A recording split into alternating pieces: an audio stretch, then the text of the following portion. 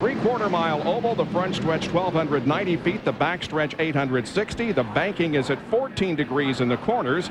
Along the front stretch here, it's 8 degrees and almost a flat back stretch. The field right now is in the backstretch, and we should be getting the green flag this time around. 400 laps of racing in the Exide NASCAR Select Batteries 400. We're glad you could be with us here tonight. Hope you'll stick around for what is always a very exciting and interesting race here at Richmond International Raceway. Mike Skinner, Tony Stewart are on the front row. The pace car is off the track, and the green is out.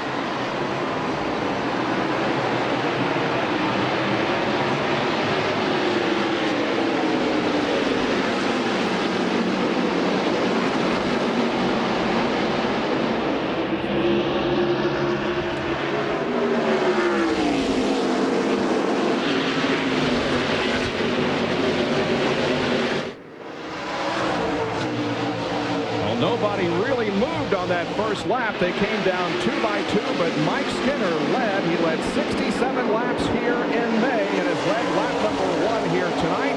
Tony Stewart trying to get the advantage down the backstretch, and does for the moment.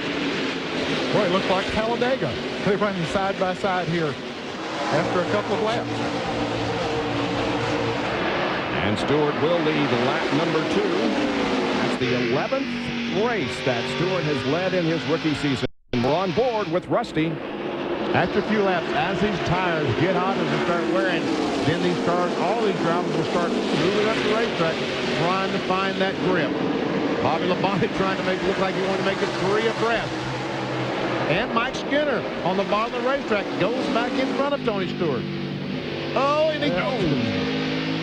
Well, that's a tricky place coming off of turn 2. It's a pretty sharp corner, and if you don't get the traction you need, you see what happens there. Tony Stewart just went right back up there.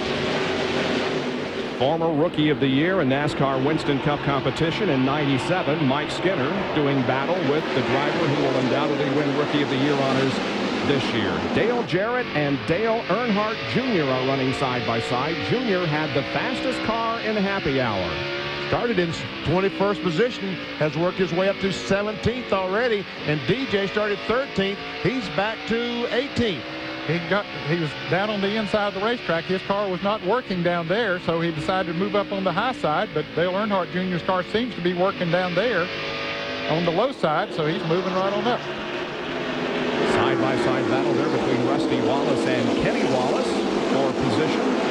Some battling going on back here in the middle of the field. Now Dale Earnhardt Jr. is to the inside of Bill Elliott as they battle for the 15th spot.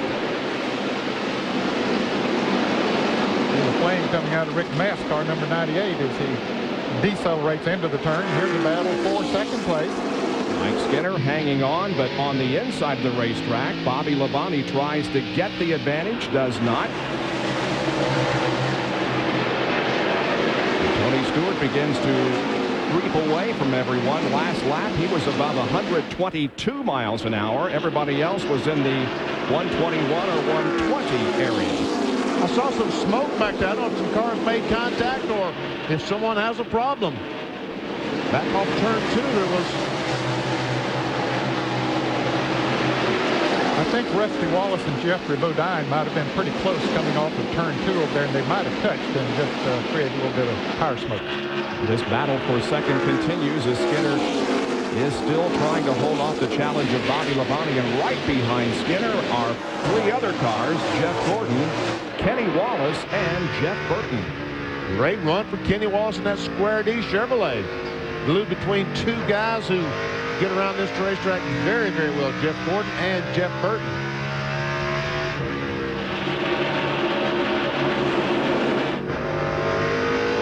Bobby Labonte can't go the outside if he wants to because his car is there.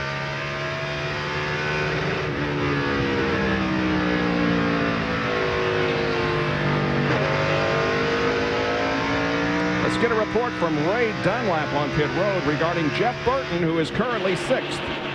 Well, Bob, they just came on the radio, and Jeff Burton says, I may have brushed the wall a bit on the backstretch. Crew Chief Frank Stoddard says, make sure your tires are okay. Looks like he's still holding his position on the racetrack. Well, there was a real jam up over in the backstretch that last lap, too, wasn't there? Boy, there really was. I thought there was going to be a big wreck, but everybody slowed down and brought it back in. It was back there about 16th through 20th positions. It was just the last time around. We'll take a look. Here's Dale Jarrett down on the inside. Rick Mass got loose coming off the turn, had to back off. Whoa. That's what happened. You see how Ward Burton almost lose it. Mark Martin was right there. He got loose as well. We're looking for Mark's in-car camera. Mark Martin's coming right up on Ward Burton. Boop, hits him a little bit there. I'll tell you, they were very fortunate. Some great race driving there. And we see the damage to the nose of Ward Burton's Caterpillar Pontiac. And we also saw him slide that right front tire. Watch Jeff Burton drive to the inside, but he can't get that grip off the corner to take over second spot. Jeff Gordon's car is really good here tonight. He said in an interview during the RPM today that he felt very good about his car in the last practice, and looks like it's going good down on the inside. But it is tough to get that grip that you need down there. We're watching from Bobby Labonte, and once again through the middle of the corner, Gordon is very good, but cannot pick up the position from Skinner as he is good down the straightaways. But he gets that momentum off the corner and gets that bite, gets that grip off the corner to get him down the straightaway. And the guys on the inside, there's just nothing they can do about it. Now Jeff goes up just as high as he can, trying to get his angle, and he finally takes over that second spot. And again, while all this is happening behind him, Tony Stewart has opened up a 1.5-second lead on now Gordon. Skinner and Bobby Labonte with Kenny Wallace running in 5th, Jeff Burton 6th.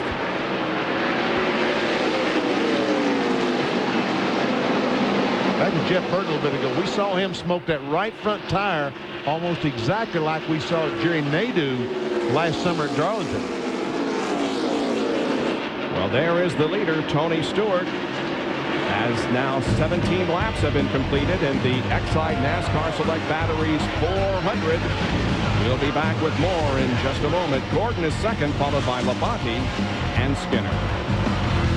Conclusion of our race here. The Red Sox and the Yankees history, part of the fabric that makes up Major League Baseball. A great game today. Could younger sister Serena Williams atone for her sister's loss to Martina Hingis in yesterday's U.S. Open semifinals? And also a wrap up on tonight's NASCAR Winston Cup race from here at Richmond. That's at Sports Center at 11 o'clock, coming up right after our coverage of the race. And we will be coming back here live for an interview with the winner or with anyone else who played a significant role in the race. Tony Stewart, who led 225 of the 500 laps at Bristol, is out in front once again. Doctor? And guys, a few minutes ago, Greg Zippodelli, Tony's crew chief, reminded Tony, said, hey, little buddy, you got to take it easy on those tires. Remember, we got to go about 125 laps on fuel. And Tony said, guess what? I am taking it easy. This outside group is just that good. And before we went to break, I said that Jeff Burton slid tire. Obviously, it was Ward Burton that slid the right front tire, similar to what Jerry Nadeau did in the M&M's car down in Darlington. Bobby Labonte is closing in on Tony Stewart. Here's our AutoZone on-track interval with laps 22 through 26. You see the interval was reduced by 0.7 of a second. Check Bobby Labonte, 4 straight laps at 22.4. That's what a crew chief loves to see, that consistent lap after lap, same speed. Back in the field a little bit. Here's Dale Earnhardt Jr. running with Dale Jarrett and Jeremy Mayfield. And they are running back in 13th, 14th, and 15th. This is Dale Earnhardt Jr.'s 4th race of 1999. He will run one more this year. And we have a change of leadership as Bobby Labonte takes over the top spot from Stewart. Well, Bobby was catching him a pretty good clip, and then Stewart did not fight him because that's the teammate. He said Bobby needs those 5 bonus points for leading a lap, and so he said, come on up here and do it. Maybe you've have a better groove here than I have, and I'll follow you around for a little bit. Now, Tony Stewart is saying to Greg Zippodelli, hey, tell Jimmy Makart, tell Bobby Labonte to back off, save those tires.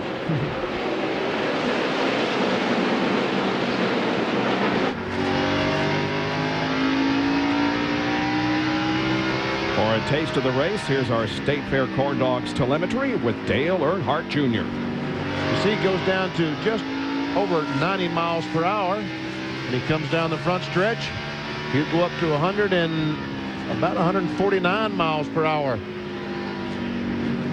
And there he's off the brakes as he comes off turn 2. And down the backstretch, he'll not be quite as fast or turn as many RPMs. And you can see he uses all the brakes that he has trying to get this car slowed down. And Bobby Labonte got those 5 bonus points. So Tony Stewart goes back in front. I think he actually slowed down so Bobby could catch up to him and get those 5 bonus points, which is good. That's what teammates are for. Labonte led 3 laps. Skinner earlier led 3, but other than that, it's been all Tony Stewart. There's one car slowing on the backstretch. Looks like Robert Presley maybe having a problem heading into the pit area. Kenny Wallace and Steve Park run 6th and 7th. Here's a Napa Field summary for you with, first of all, the Manufacturers Championship battle, which Ford leads right now. Jeff Burton, the best of the Ford contingent. You see Kenny Wallace there in 6th spot as he tries to hold off the Chevrolet challenge of Steve Park. And Park takes the spot. So move him up to 6th. Wallace goes back to 7th. Oh, 98 has hit the wall. Rick Mast. Well, he's treating Woody Woodpecker really bad. See the damage to the right side of his car. This is Rick Mast's 300th NASCAR Winston Cup start. And bear in mind, he is the only driver now in 1999 who does not have a DNF. You can see that right front tire is flat. Now, whether that was why he hit the wall or as a result of him hitting the wall, it's too bad. Well, he finds his pit box here on the main straightaway, and the crew now begins to go to work on the Team Woody Ford Taurus. The leader, meanwhile, now begins to encounter some traffic, putting a lap on David Green in the 41 and coming up on Brett Bodine. Green runs 41st and Bodine 40th. Tony Stewart leads Bobby Labonte, Jeff Gordon, Mike Skinner, and Jeff Burton. Those are the top 5 with 36 of 400 laps completed.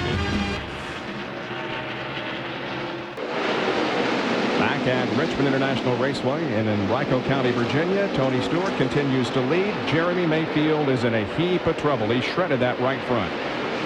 He certainly did. He's been able to get it back to the pits, but it's flat, Jerry. Indeed, that right front tire had started going down, and before Jeremy could even cue the radio, he was up into the outside fence. Now Peter Suspenzo and the rest of his crew having to lift the car up and now work on that mangled right front fender. Meanwhile, Jeremy losing laps under Green here at Richmond. Right side tires going on. We had not heard or seen of any tire problems at all today, even at happy hour when they were pushing the button a little bit. Now while he's here, they'll go ahead and change left side tires. And Jeremy will lose at least 2 laps and maybe 3 or more as the left side tires are still going on. Bill Weber? Okay, Rick Mast has been on and off of pit road. He blew a right front tire before he hit the wall. The toe's knocked out about 3 or 4 inches. They're going to try and work with that. He came back in to string it. There's already early concern here on pit road that this is a very similar problem to what we saw here in May. Remember how well Dale Jarrett ran in that race? He had no problems with his tires. He had a smooth handling car. A lot of guys were cooking their tires when the handle went away. Already speculation that could be the problem. It might have happened to the 98. Drivers have been warned by crew chiefs already on the radio. Watch your tires. And we have another car that has gone behind the wall. That's Robert Presley in the 77 car. He, too, is back behind the wall getting repairs. Bobby Labonte continues to thread his way through traffic, passing Todd Bodine at the bottom of the racetrack. Bobby Labonte is second. Right behind him is Jeff Gordon. Then comes Mike Skinner, but they have Wally Dallenbach between them. Some very good race cars have gone a lap down here in less than 50 laps. 31 cars on the lead lap. There goes Jarrett, Rusty, Elliott, Jimmy Spencer. They're running back in about 15th, 16th, 17th. And back down to Jerry Punch. Let me show you what's left of the right front tire here that came off of Jeremy Mayfield's car. It's hard to see, but you don't see any blistering on what's left of the tread. This part of the sidewall is still intact here, and at least 12 to 14 crew chiefs have come down to look at this tire. They stopped off at Rick Mass' pit and determined his right front tire was cut, and they've also determined this tire must have been cut. They don't see any blistering, no separation of the sidewall. They're hoping it was a cut tire, and that is all. And Jeremy, of course, was coming off one of his best finishes of 1999, a third last week at Darlington. One thing you notice on that tire that Jerry Punch just showed you, no interliner. At a racetrack like Richmond, they run tubeless tires with no interliners. The 18 and the 24 are battling for position, and one is up high and one is down low. Yeah, Bobby Labonte in the 18 is trying to get around Ward Burton, who has gone a lap down. Benny mentioned that he'd slid the tires on that Caterpillar Pontiac a little bit earlier, and I think that has affected the handling to some degree, and now Jeff Gordon has caught up with Bobby Labonte. And Bill Weber has more on Ward Burton. And then you're exactly right. Right after that incident on the track, Ward radioed in. He said it feels like an air pressure problem, but they speculated it's because he slid the tires. Also, they warned him to watch the temperature gauges because the front of that car is bashed in. Now, Mark Martin has a similar problem, only with the possibility of overheating. His car is running well. He has moved forward in the field, but he also got a little bit of front-end damage early here in the race. So far, though, 53 laps in, not a major problem for the 6. The 22 is just sliding back to the field. You can see the damage there on Mark Martin's car. You see this gap here on the hood? That means that he's hit the front of the car. That should be level with the cowl opening there, and we see that gap. He hit Ward Burton when we saw that deal on the backstretch there when Rick Mask got loose, and here it is. As you see Mark come up on Ward Burton, come off the turn, the Ward slows down, and right there is where Mark hit, and that hood went up there, and it stayed there. And Terry Labonte has hit the wall and hit it hard. Boy, he's narrowed up that car as it comes down the backstretch. Oh, it sure has. Down to Bill Weber. Terry Labonte radioed in. The right front tire blew out. It blew out. He just radioed that into his crew. And here's the replay. He was right behind Dale Earnhardt Jr. And right there you saw it as he went into the turn and just shot him right up into the wall. And already we see Dale Jarrett has dodged one bullet tonight, Ned. He was right behind Terry Labonte as the caution flag gives out. Watch that right front tire. Watch his car go straight. Bam. Yeah, that's when you're down on the bottom of the racetrack and that right front tire goes, it's a long way towards that wall, and it's going to hit it hard and at a bad angle as well. And looks like this is about as far as Terry Labonte could get his car. He's out of the car. He's sitting over at the entrance to turn 3. See, I think that's John Hendrick. No, maybe it's not. Terry there's Labonte a now fire. with fire in the car. Firefighting equipment right there. Terry has finished 9th or better, including 3 wins in 9 of the last 12 races here. It will not be a good finish for him tonight. That's a good sign to see him walking away. I know he's frustrated, but at least he is walking away. So our first caution has come out on lap number 58. Field slowed for the first time. The firefighting equipment has the blaze out, it would appear. Now the tow truck will get it off the racetrack and the apron of the racetrack. 57 laps completed. It's still Tony Stewart out front at Richmond International. Of Richmond and Henrico County, Virginia. We have had some pit stops as a result of this first caution of the evening, brought out when Terry Labonte hit the wall. Let's go back and take a look at the pit stops involving the 3 drivers who were first, second, and third at the time. Tony Stewart, the 20 car, was the leader. 18 of Bobby Labonte was second place. Now they're going to spend a long time on the right rear. See, watch the guy go under the car on Bobby Labonte's car. And I guess he pulled a rubber out of the right rear spring, but we can see just how much extra time that took, because Jeff Gordon's rolling. Tony Stewart is leaving the pits, and Jeff Burton goes by. Okay, Mark Martin was running, I think, like 12th or 13th, and he came out in 6th. He made a great pit stop. But Labonte dropped all the way back to 7th from 2nd, and Jeremy Mayfield is at the front of the field, but he is not on the lead lap. See Jeffrey Bodine there in 3rd place. So a great pit stop by the power team pit crew. Let's take a look at our Coke pit summary. And Bobby Labonte from 2nd to 7th. Gordon picked up a position. Skinner lost one, and Jeff Bodine got 2 spots during the pit stop.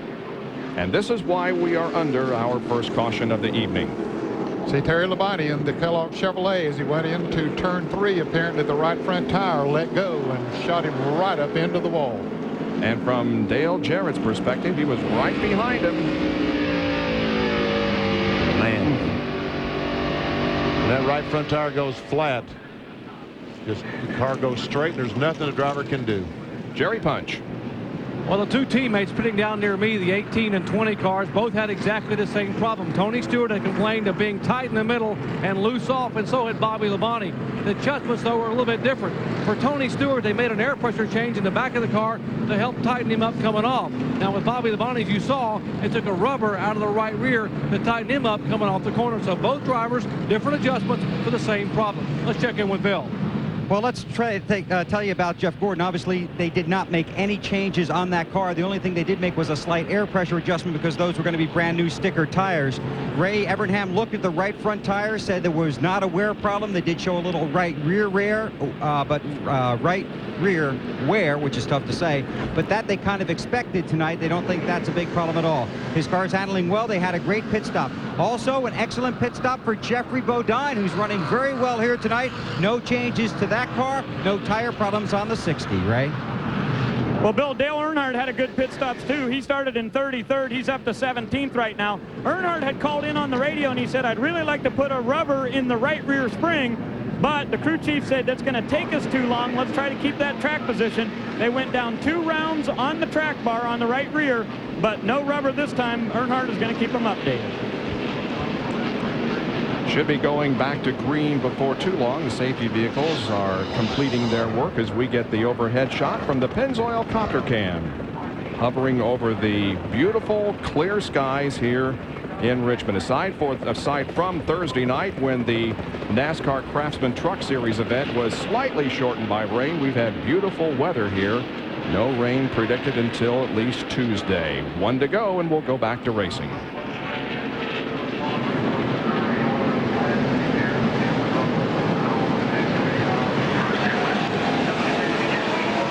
Okay, folks, sit down and look around the racetrack. We'll have some action here in just a second. Sit down. Are you kidding? When they get ready for a restart, everybody gets up. 29 cars on the lead lap, so Tony Stewart, even though they had run only about 60 laps when this caution came out, had lapped up through the 30th place car and was on track to lap a lot more until the caution came out. That was Sterling Marlin. Here we see Bobby Labonte back behind Mark Martin. Bobby is and Rusty Wallace Green. takes the green from 11th position.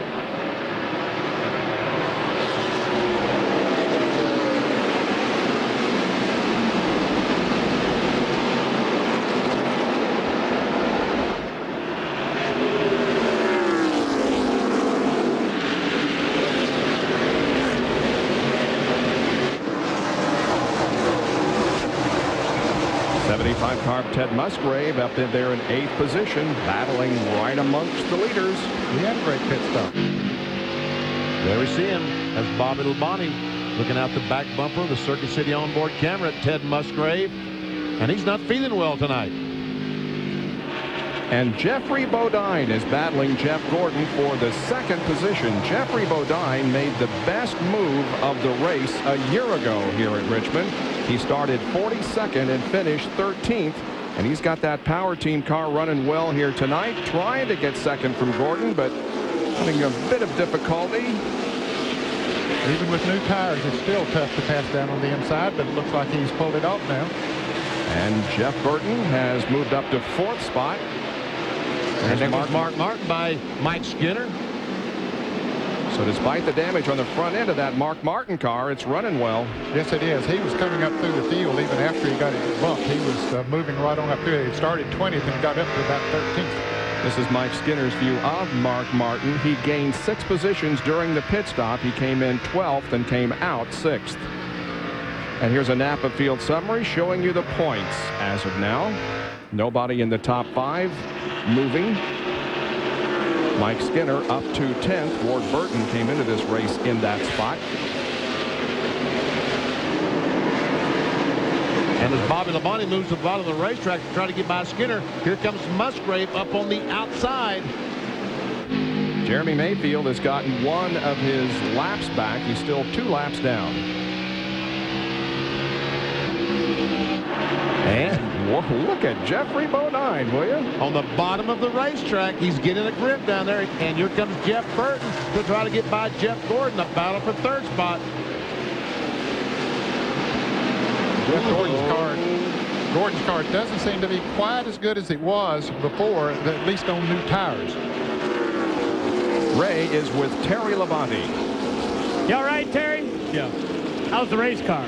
I don't think it's so good.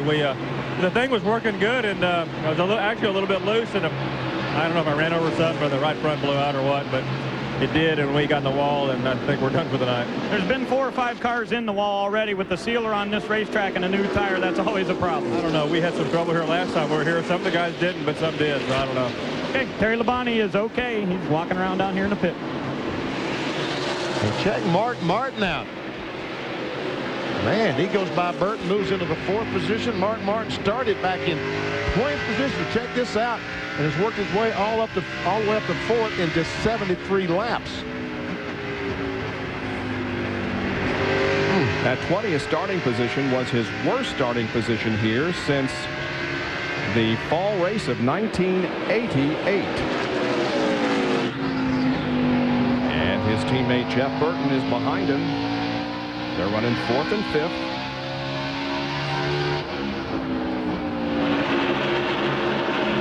Jeff Burton running a little bit higher than Mark Martin. Jeff worked a lot today on the setup of his Exide Ford and trying to run up in that 2nd groove. And another car who has been consistently good tonight, Bobby Hamilton. He's in 16th right now, but he was ahead of that before the pit stops, Ned. Yeah, he lost a lot of positions on that pit stop, but he had come up through there to pass Dale Jarrett and Terry Labonte and Mark Martin. He passed a lot of race cars and was on the move towards the front. Had a bad pit stop. Now he's gotten back in the traffic there a little bit, but it seemed it took about 20 laps for his car to really come in before, so we'll see how it works this time. He had moved up to 10th position before the caution, dropped back to 22nd, and now is up to 16th. As Dale Earnhardt gets on the inside, passes Bobby Hamilton. He's on the inside of Bill Elliott. This is a battle for 15th, 16th, 17th. Steve Park back there in 18th. Now Earnhardt making that inside groove work, and there comes Bobby Labonte also. Bill Elliott still using that high groove. And looks like Hamilton's going to take that spot away. He does. And Jeff Gordon and Jeffrey Bodine continue to mix it up. Bodine running 2nd right now. Gordon is running 3rd. And both of them are chasing Tony Stewart, who has about a 3/4 of a second lead now. Stewart has led 72 of the first 79 laps. We'll take a break and be right back with more from Richmond International Raceway. Miles away and in Rico County, they call Richmond International Raceway the action track, and this is why. This is some of the activity that we've seen already. In the first 85 laps of this race, Terry Labonte suffering the toughest hit. Greg Zipadelli and Joe Gibbs look on as their driver, Tony Stewart, has a 1-second advantage on Jeffrey Bodine. And the driver of their other car, Joe Gibbs' other car, the 18 of Bobby Labonte, has dropped back to 9th spot. Evidently, that chassis adjustment we saw the crew make on that pit stop when they did something in the right rear, we're assuming take out a spring rubber, did not work very well. Jerry Punch, what are they saying? Well, Benny, you're exactly right. What they did, they took that spring rubber out of the right rear to try to tighten the car up coming off the corner. Now, Bobby Labonte was told by Jimmy Maycar, it's going to be awfully tight for the 30 or 40 laps. You're going to have a push. That's exactly what he's got. The car is pushing so much, he can't turn it. But if they get a long green flag run where everyone else starts to get loose coming off, watch for the 18 to make his move. Bill Elliott and Kyle Petty are battling for the 19th position. And right behind him is Sterling Marlin. And Kyle Petty has some damage on the bumper of his car. Now, when he won here in '86, Kyle became the first third-generation driver to win a NASCAR Winston Cup race. That was in February of 1986. His only win here at Richmond. He was driving for the Wood brothers at the time. And it was one of those situations, he was running in 5th place, having a great day, but the 4 cars in front of him wrecked. And went on to win, but he had to be in position to do that, so that was good. And right in front of Bill Elliott is the battle between Chad Little and Dale Earnhardt. And they are trying to decide who runs 17th, and Chad is going to at the moment. And now we have indeed seen Bobby Labonte come back and repass Dale Earnhardt Jr. We saw Dale Earnhardt just a little bit ago up there racing with Bobby Hamilton, with Steve Park. Hamilton, Park, both have been able to get by Dale Earnhardt. Now Chad Little goes by. Sterling Marlin and Bill Elliott racing for the 19th position. Jerry, what's the tire situation? We have seen some problems here already. And Bob, that's been a major cause for concern among the crew chiefs down here. In fact, Goodyear just came down and surveyed the tires on the lead cars. They checked them all, but they came down here and even took a torch to melt some of the rubber away. And the Goodyear engineers saw no excessive wear, no blistering, and no separation. Now, I've been listening to some of the crew chiefs trying to decide what may have happened, and what they're thinking is, what they're speculating might have happened was, a number of cars here are running 6.5 degrees of camber or more in the right front. He said here at Richmond, that's good for a few laps, and that right front tire just won't take it. Battle here between Steve Park and Kenny Irwin. And Steve Park takes over the 15th position. What Jerry Punch was talking about was 6.5 degrees camber. That's leaning the tire in on the right front and leaning it in towards the engine. So you end up running with just on the inside of the tire. That's the only part that takes the punishment. Just a very narrow band of tire. Another taste of the race from State Fair Corn Dogs. Here's Todd Bodine's telemetry. He gets up to about 137 miles an hour before hitting the brakes hard and going down to about 90.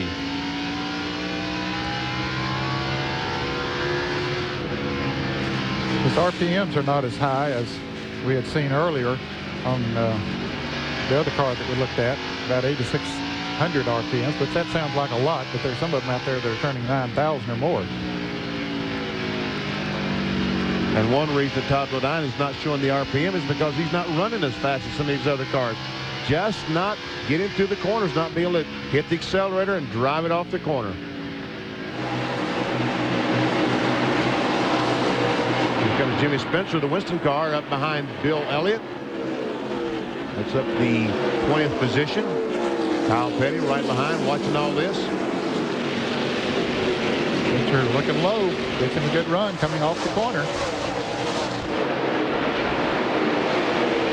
In the second half of the season, since the Pepsi 400 at Daytona, Jimmy Spencer has accumulated the 8th highest amount of points, having a great second year.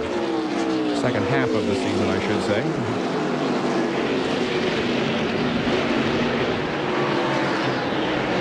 Then he's second, of course, at Bristol, and last week was in the lead and decided to make a pit stop, and that, of course, resulted in his finishing in 15th. Jeff Gordon is trying the high side on Jeffrey Bodine in the battle for second. Looks like he's going to make it work. Yeah, it does. Jeffrey's car really had been working good on the low side when he had those new tires on there, but as those tires got heated up, then started slipping up a little bit with him on the racetrack. That's exactly what Bobby Labonte, Jerry Punch was talking about. That's exactly what he was trying to fix when they made that adjustment. On these long runs, his car was getting too loose off the corner. Right here, as he stands on the gas, comes off the corner, the back end want to come around. You can't stand that. And it gets worse and worse. There's the leader, Tony Stewart. How much of a lead does he have? Well, it's that much. On the racetrack, it is just about 1.87 seconds. Tony Stewart has led 94 laps so far. Gordon is second, followed by Jeffrey Bodine, Mike Skinner, and Mark Martin. Triple pits under caution, Tony Stewart, then the 24 of Gordon and the 60 all along pit road. For the 24 car, it's 4 tires and 1 can of fuel, no changes. Jerry Punch. Right side tires already on the 60 car, top of your screen. Gordon, great pit stop. He's down and away, 16.3 seconds. Bodine out at 17.7. Waiting for Stewart now, 16.4. Stewart pitting further down pit road, and that's the pit stop. The best pit stop of the 3, Jeff Gordon, at 16.3 seconds. It's a mad scramble off pit road as everybody tries to get in line. We are under caution because of an incident involving Kyle Petty and Darrell Waltrip. Here it is. I don't want that in that deal. It like Darrell got down in the corner and the brakes didn't work or something, because he just gets in the side of Kyle and pushed them both up towards the outside wall. And I don't believe, there we see him, I don't believe either one of them made any contact with the wall, but they certainly flat spotted some tires, and Darrell has damage to the right front fender anyway. Kyle was on the lead lap. Darrell Waltrip was a lap down when that incident occurred. Petty remains on the lead lap. There are 104,000 people jammed into this 3/4 mile racetrack here at Richmond International Raceway, enjoying the Exide NASCAR Select Batteries 400. NFL season beginning tomorrow. Well, the action track has had its share already in the first 108 laps. Some teams experiencing some tire problems. That was from Jeremy Mayfield's. The Goodyear engineers burning some of the debris off the tires to check on them specifically. They say perhaps too much camber has caused some of the problems that we have seen here tonight. The green flag comes out. Hey, ready, green flag.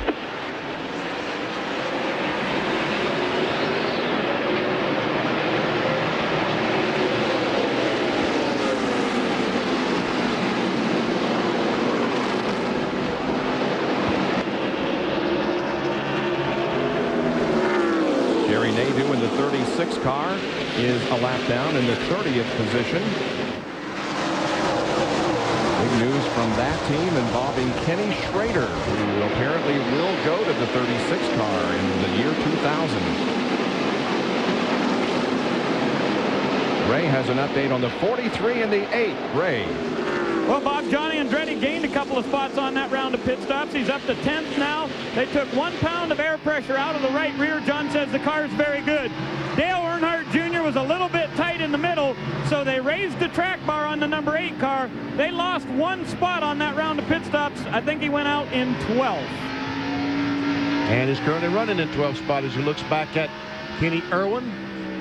The car in 13th. The 11 car, Brett Bodine, the paycheck car, is a lap down.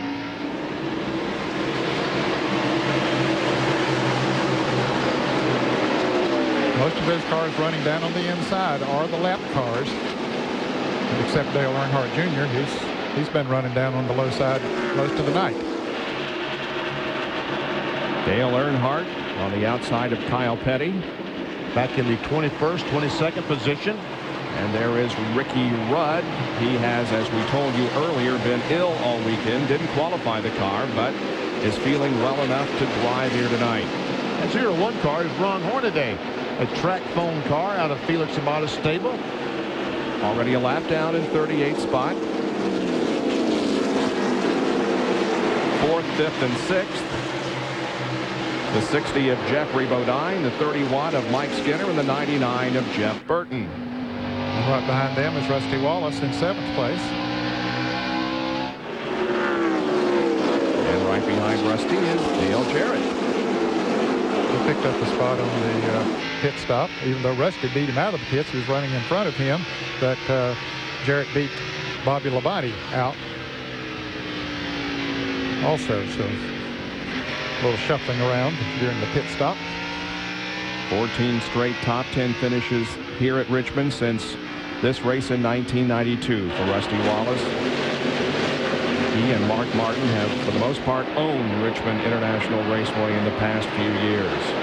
A yellow car on the inside is Todd Bodine, the State Fair Corn Dogs.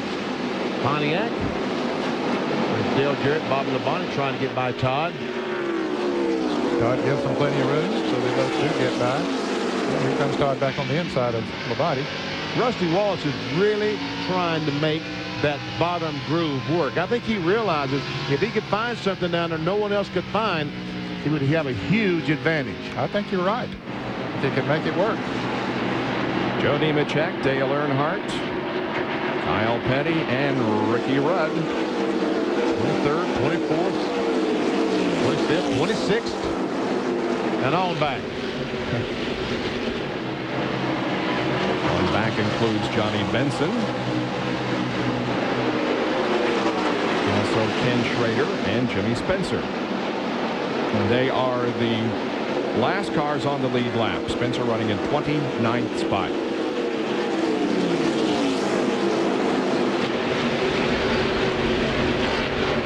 Fifth place battle involves Mike Skinner and Jeff Burton.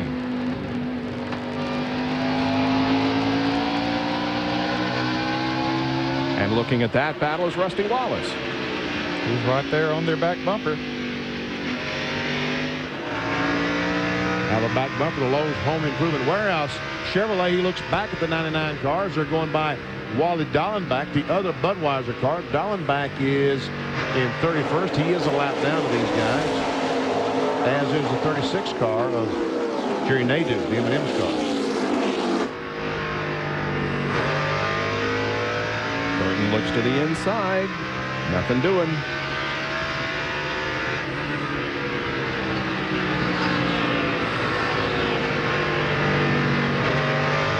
Mike Skinner won his second pole of 1999 here yesterday. Led 3 laps in the early going, but now battling for the 5th spot and is about to lose it to Jeff Burton. In fact, does lose it to Burton. That was impressive. Burton able to make that pass on the bottom of the racetrack.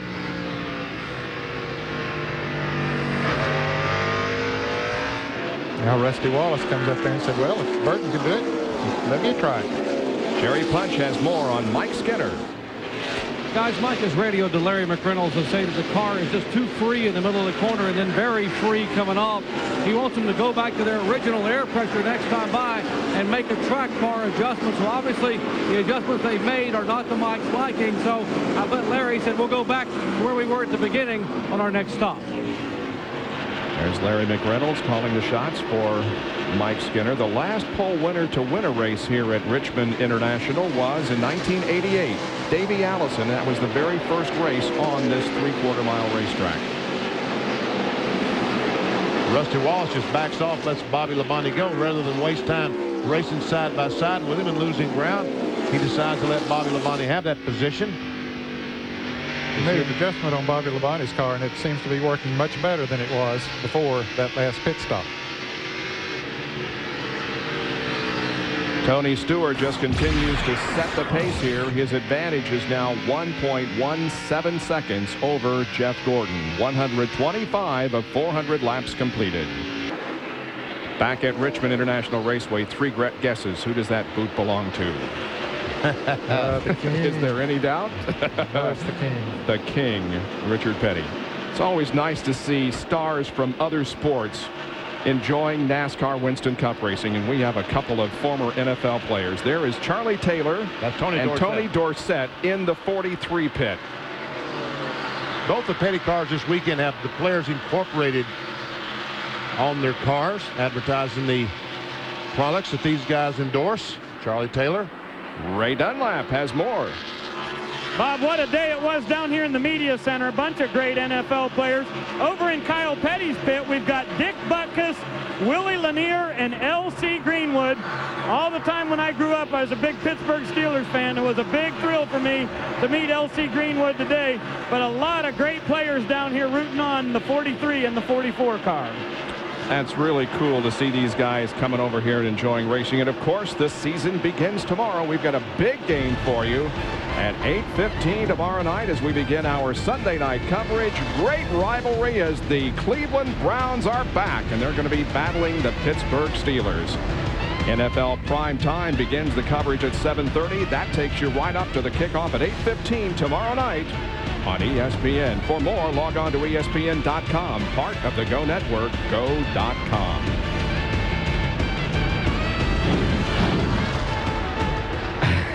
Somebody is a Cleveland Browns fan here in Richmond, Virginia. I guess that's a mini dog pound, huh? Well, Tony Stewart's fiancee Krista looks on as her man Tony Stewart leads this race by a second and a half over Jeff Gordon. About a 2 3/4 second, 2 3/10 second advantage over Mark Martin, who's running third. Jeffrey Badine's about 4 seconds back, and Bobby Labonte a little more than 5 1/4 back of Tony Stewart.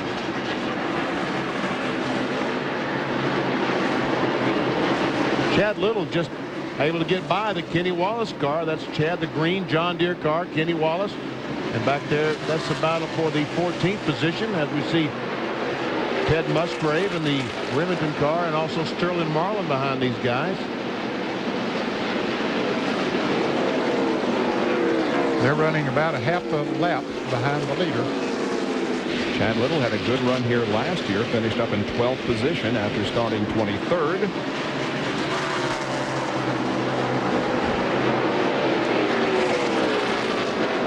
Started back in 32nd position tonight and is in 14th. Sterling Marlin is giving chase to Ted Musgrave and Chad Little.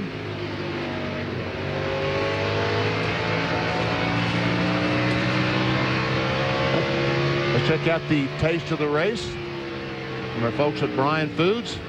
See what kind of RPM and miles per hour Sterling Marlin able to attain. As he goes down the backstretch, we'll probably see about 8,500. And he'll back off in the corner. The plane goes down to about 5,600 RPMs. Now, we should see somewhere around 87, 88. Yep. Right at 88.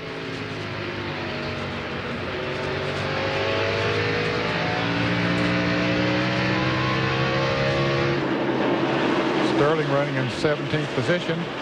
And a couple of yellow cars up in front of him there is Bobby Hamilton in the 4 car, the Kodak car, and Steve Park in the Pennzoil car. They are running 12th and 13th. And ahead of them, Kenny Irwin runs in the 11th position. And just ahead of him is John Andretti, the Pro Players Association on the 43 car of Andretti. Andretti running in the 10th position. Dale Jarrett, our points leader, is 9th. There he is. Quality Care Ford credit. 36 car of Nadeau is not on the lead lap. He is back in the 30th spot, but there is Rusty Wallace, who is on the lead lap in 8th position.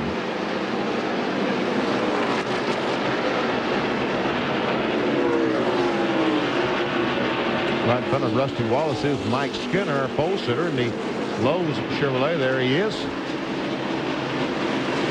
And we got a glimpse up in front of him of the 99 car. There's Skinner. And there's Jeff Burton running in 6th position. And Bobby Labonte continues to move on up through the pack. He just got around to Jeff Bodine and has taken over the 4th position. Labonte was in 9th position on the restart after the last caution, so he's marching right on up through the field.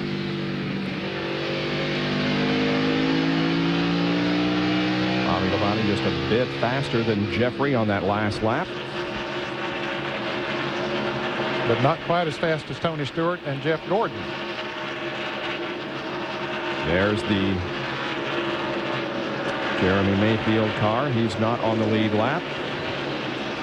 Here's the 3rd place car of Mark Martin going to the outside of Darrell Waltrip. And you can see that these guys, Jeff Gordon, Mark Martin, have a pretty big advantage on Bobby Labonte. It's about 3 seconds. Way up there is the 20 car of Tony Stewart, the leader of the race. All this from the Pennzoil copter cam. See that Ken Schrader has gone a lap down. He's back in 28 spots. So 27 cars now on the lead lap as we approach the 150 lap mark. Ricky Rudd was just lapped not a few laps ago. Coming up now, Mike Wallace in the black number 32. Mike in his second NASCAR Winston Cup start of the year. His only other start prior to tonight was in the Daytona 500. We'll be right back. The men behind the wheel get the credit, but so often it's the men behind the wall that do the work and get these guys with good track position that allow them to win races. And the men behind the wall are working hard here tonight. And going behind the wall as the crew begins work on it now is the 7 car of Michael Waltrip. Ray, what's the problem with Michael? Well, Bob, they've got a loose oil line on the number 7 car, and Michael said, we're not going to take a chance of that thing coming completely loose and putting the car in the fence, so they're going to the garage and try to fix it. So Michael Waltrip is the 3rd car now, not on the track. The other car off the track is Rick Mast. Out of the race is Terry Labonte after a crash. And we're watching 12th, 13th, and 14th. That's Irwin, Park, and Andretti. Right behind them, Chad Little. Andretti's lost several positions here in the last 10 laps. Kenny Irwin got by him. Now Steve Park has gotten by him. And Bobby Hamilton got by him and drove away. Hamilton now has moved up to the 10th position.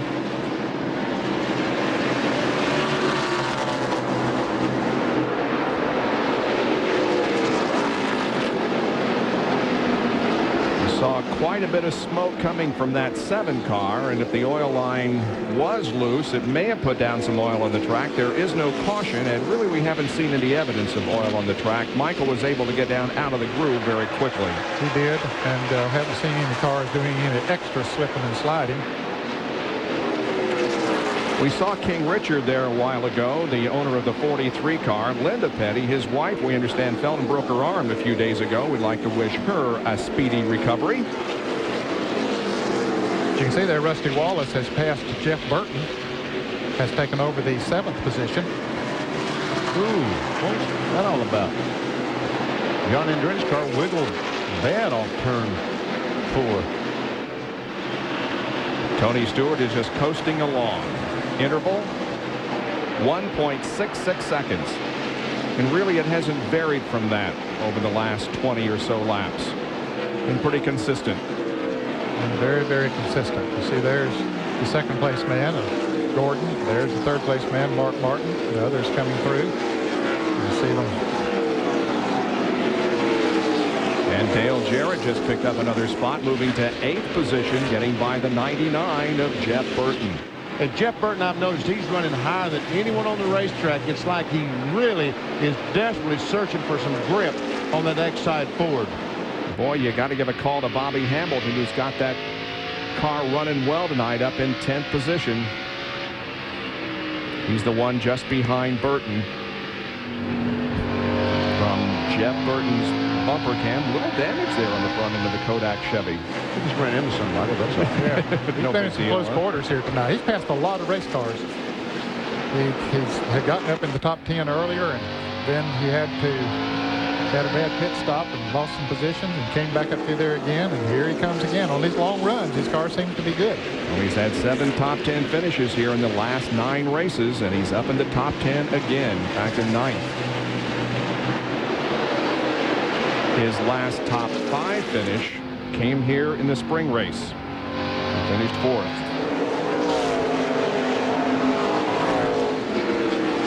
A year ago, started 6th, finished 6th. Saw Kenny Irwin go by a moment ago. He's been able to get by Steve Park and take over the 11th position. Watch how high the Jeff, well, we didn't see it, but he is really up on the racetrack. Like there's got to be some grip somewhere up there. Yeah, and it seems like I've noticed several cars searching around, Benny, for the low groove, and some of them seem to be running as good down there, like Jimmy Spencer here. He comes down on the inside of John Andretti. Andretti's car just doesn't seem to handle anywhere on the racetrack right now. The longer he runs on that set of tires, the worse it seems to get. Battle for 16th position. Rusty Wallace has moved him to 6th around Wiles. We watched that slugfest. Awfully close. Yeah, Rusty Wallace did move around Mike Skinner and took over 6th. Here's Spencer looking down inside once again. Boy, that's tough down there to get traction. There are a few cars that have been able to get it, but Spencer is not one of them there right now. He can get down there, but he can't get the traction coming off the turn that he needs. A Pennzoil copter cam can show you exactly how close it is. Some angles are difficult to tell, but that angle right there, for instance, flying them right overhead, shows how close they come. Yeah, John decided not to force that issue any further. He said, okay, just go right ahead, because he knows they can't run as fast side by side as they can when they're singled out, because your line's taken away. And Chad Little is in the wall over in turn 2. Caution is out. Car still up against the wall. Third caution of the evening comes out on lap 169. The window net is down. Chad is moving around in there.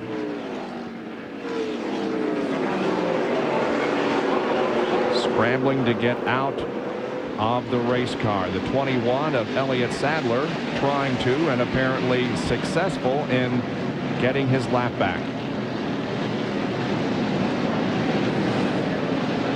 Chad Little's a little angry. Yes, he is. It's frustrating to be on the lead lap and having a good run going. Let's see, is he looking at somebody, or was it he seems to be looking out that way, or did he cut a tire or have a tire go down? Don't see any damage to the left side of the car like he made contact with anyone. As a result of his 20th place finish at Darlington last week, he had moved up to 20th position in the point standings. Hit it pretty hard. Yes, he did. Yeah, and the leaders are in the pits. And we go down to Ray Dunlap. Well, Mark Martin is in the Valvoline Ford. A little bit of damage to the hood. He's definitely made contact with someone. Mark said, let's put a half a round of bite in it. There goes the half a round. Fuel is in. They come around to the left side. Tires are going on right now. Pretty good pit stop. Bill Weber. Jeff Gordon's car has been very good. They're concerned about burning up the right rear. They might have tightened him up just a little bit with air pressure to Jerry.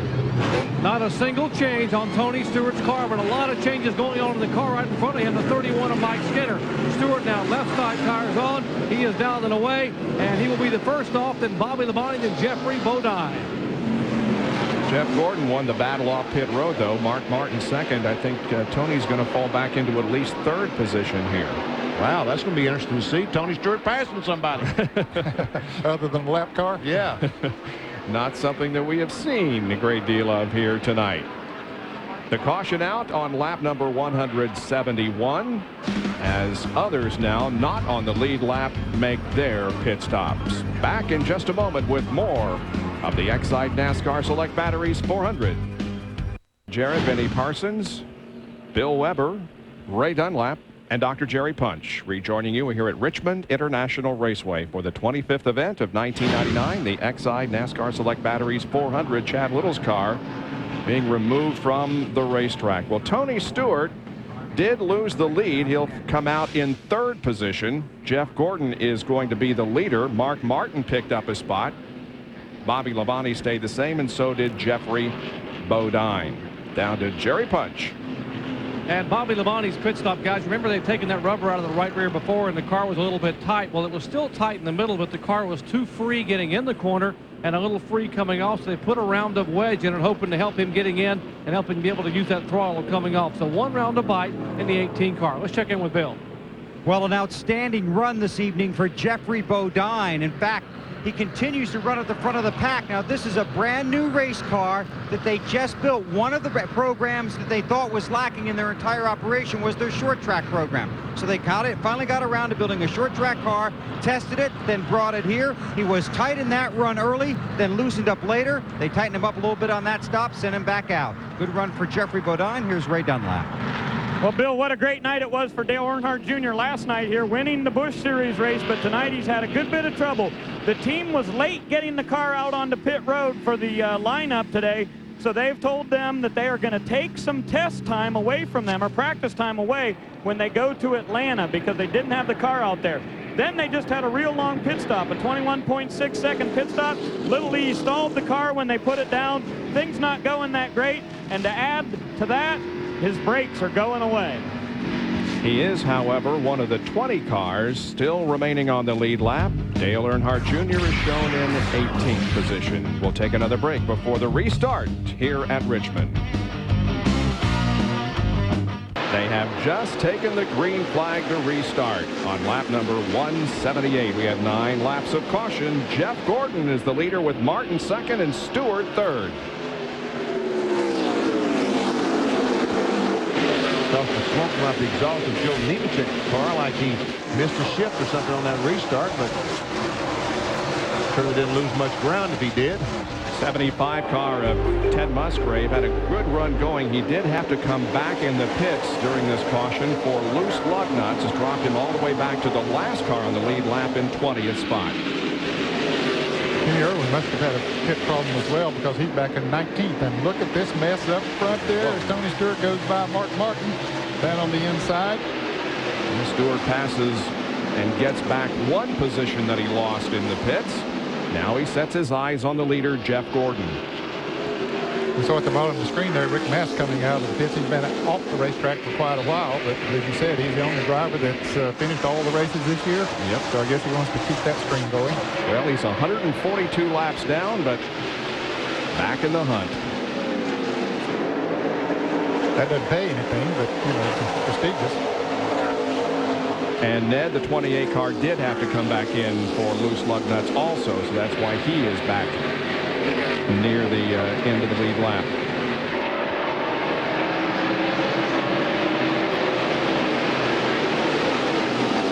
Jeffrey Bodine running in 5th spot.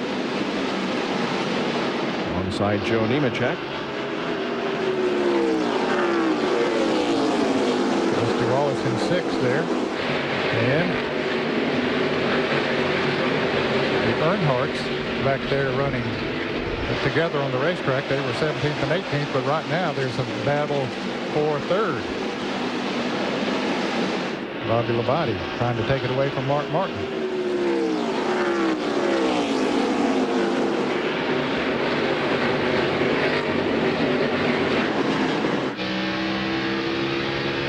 Close side-by-side racing between Bobby and Mark.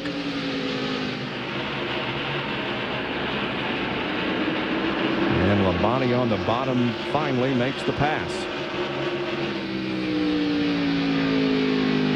And there is that damage to it that Mark Martin got very early in the race when he ran into Ward Burton. Now Jeffrey Bodine challenges Mark for the 4th spot. Mark's car maybe not quite as good as it was before, because in the early going of the last time, when after a caution, he passed a lot of cars. This time he's getting passed. It's been 22 races since Jeffrey Bodine had a top 10 finish. The last one was at Rockingham. He finished 8th. Second race of 1999. On board with Rusty Wallace.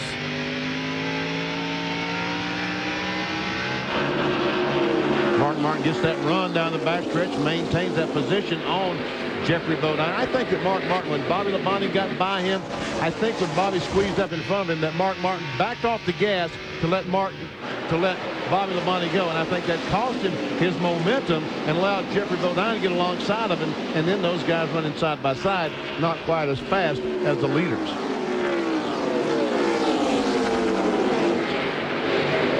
And Jeffrey Bodine loses a spot to Rusty Wallace as he goes by on the outside.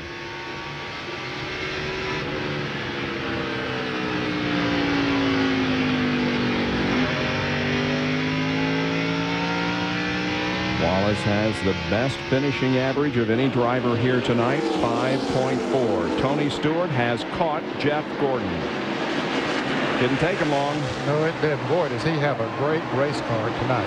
Look at him just driving by, just like he was lapping him. Man, Jeff Gordon led 18 laps. Now put Stewart back at the front of the field. He'll continue to add to his total, which right now is 164. After 24 races, let's compare the rookie seasons of Stewart and Gordon. Tony is 5th in points. Jeff, at this point in his rookie year of 93, was 9th in points. Tony has more top 10s and has a better average finish than Jeff Gordon. Tony Stewart had a similar, he's had a lot of good runs this year, but he had a very similar run to this at Loudon, New Hampshire when they were there back in July. He led a good portion of that race. Unfortunately, ran out of gas near the end of the race and cost him his first victory. But he really, on these flat, relatively flat racetracks, they have their program together. And Tony Stewart has completed more laps this year in Winston Cup competition than any other driver, 6,602. He has a 0.4 of a second lead on Jeff Gordon. Bobby Labonte is 3rd, followed by Mark Martin and Rusty Wallace. ESPN.com, part of the Go Network, go.com. Well, the 6th, 7th, 8th, and 9th place cars, BP, are really going at it. They sure are. Here comes Bobby Hamilton. We've seen this Kodak film Chevrolet run awfully well. He's finally caught up to these fast cars. What can he do with them? He's been able to work as well on that low side of the racetrack as anyone. DJ was up there trying to pass the 60 car. Jeff Burton got by him on the outside, and then Jeff finally worked and got by Jeffrey Bodine down on the inside. And while all that was going on, Rusty Wallace passed Mark Martin for the 4th position. It's like the headlights broke out there on the right front, huh? Looks like he's running into someone. In the close quarters. By the way, we talked about Martinsville. I never see Dale Jarrett on the inside of Jeffrey Bodine. I saw Clay Campbell down in the infield earlier today. He said he's still got a few tickets left for that race in Martinsville. So if you fans want to come see a great NASCAR Winston Cup race. Another one of the action tracks on the circuit. Yeah, no kidding. Last short track race of 1999. These guys here are full straightaway behind the leader. And by the way, we have passed the halfway mark. We have completed 202 laps, so Tony Stewart picks up $10,000 for leading at the halfway mark. From the folks at Gatorade. That's a pretty nice little lick at $10,000. Watch Hamilton and DJ. Look at Hamilton's car down on that inside. He got a bite coming up off the corner, which is pretty impressive. Not only has he run into someone in the front end, but he has a wheel mark there in the right rear. I'll let him go, DJ. So that's not the nature of a race driver, is it? No, it sure isn't.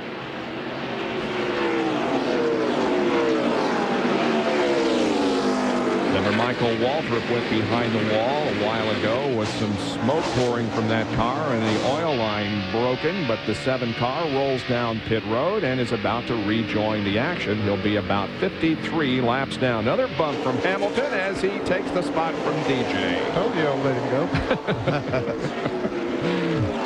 Some good fatherly advice that the son didn't listen to, Ned. Well, of course he couldn't hear, but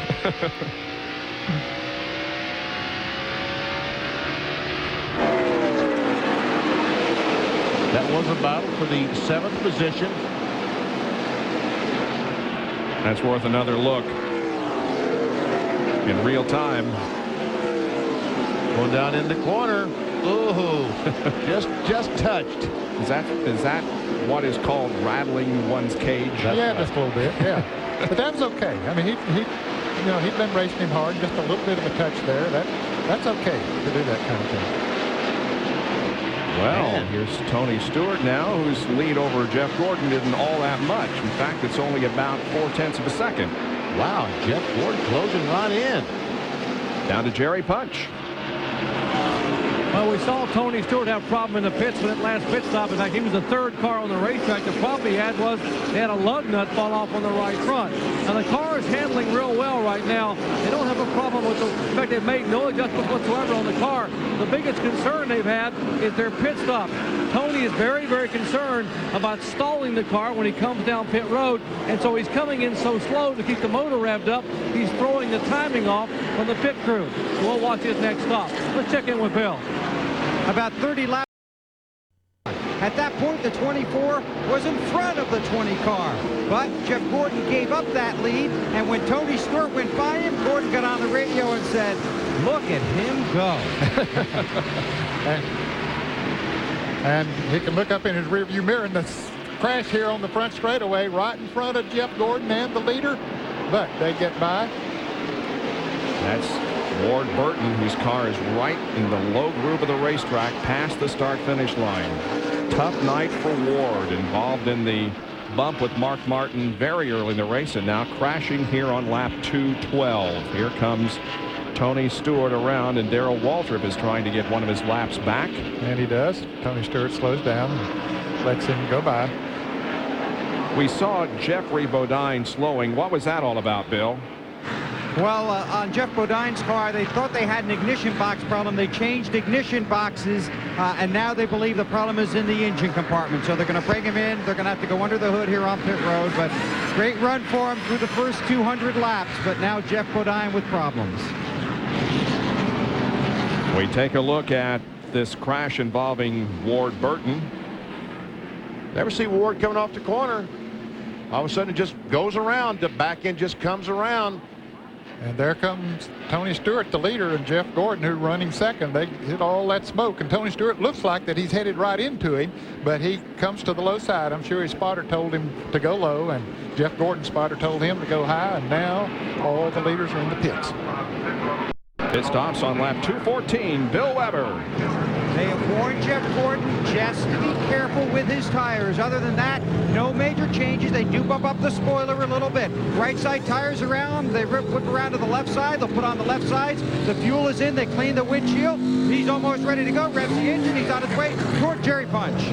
Great pit stop for Tony Stewart's crew so far. One round of bite into trying to help the forward bite.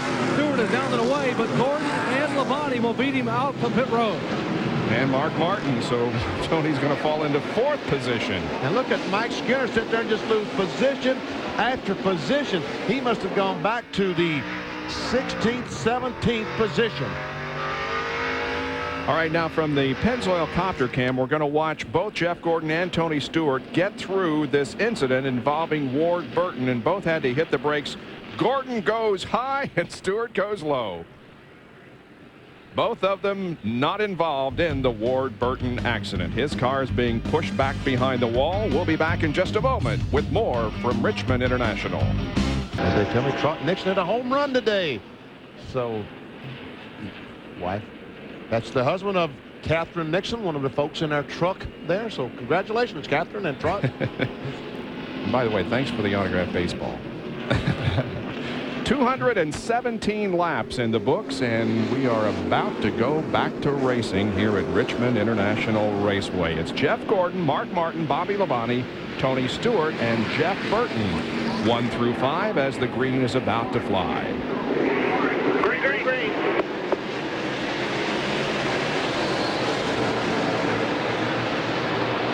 Ricky Rudd has abandoned his car. Remember, we told you earlier that he was suffering from food poisoning and did not qualify the car. Dick Trickle did. Rudd started the race. Trickle is in it now, and the 10 car is in 30th position, a lap down.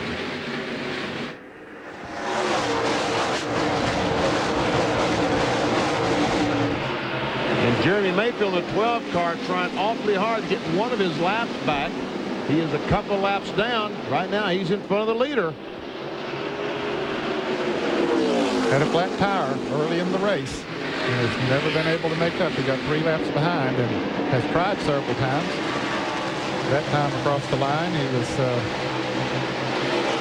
very close. I don't know which one led it. It doesn't matter unless he gets a caution while he's out in front of the 24. Rusty Wallace is in 6th and appears to be ready to challenge Jeff Burton. Maybe he's getting that Miller Lite Ford dialed in.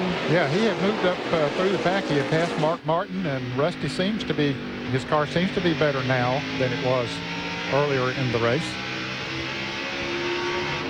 You always expect a lot out of Rusty Wallace on any short track, and especially here at Richmond. Has a great record here. There's a Lowe's field summary with the point standings. We have 10 races to go in the 99 season, 9 after today. Mike Skinner taking the 10th position in points away from Ward Burton. The top 10 will be on the stage at the Waldorf Astoria in December for the NASCAR Winston Cup banquet. Talk about close quarters. That is it. That's Jerry Nadeau, the M&M's car on the inside. He is a lap down to these cars. We're riding along with Jeff Burton in the Exide Ford as Rusty Wallace poses up right on the back bumper. Ernie Irvan was here at Richmond International Raceway this weekend. Good to see him continuing to be involved in the sport despite the fact that he announced his retirement from competition last weekend. He was up with Boris Said for the NASCAR Craftsman Truck Series on Thursday night.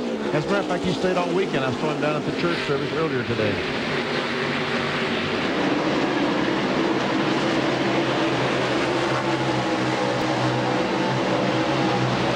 Up front there are your top four. Now again, the 12 car is getting one of his 2 laps back. Gordon, Martin, Labonte, Stewart 1 through 4. Last time by, Mark Martin was 2 miles per hour faster than Jeff Gordon.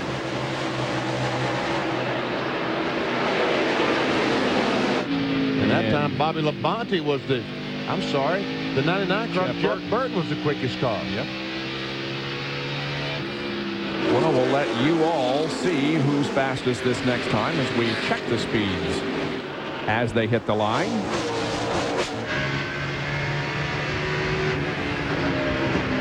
Jeff Burton again. Yep, over 121. Stewart second, Bobby Labonte third. And we're on board with Jeff. And guess what Jeff Burton has done to pick up that speed?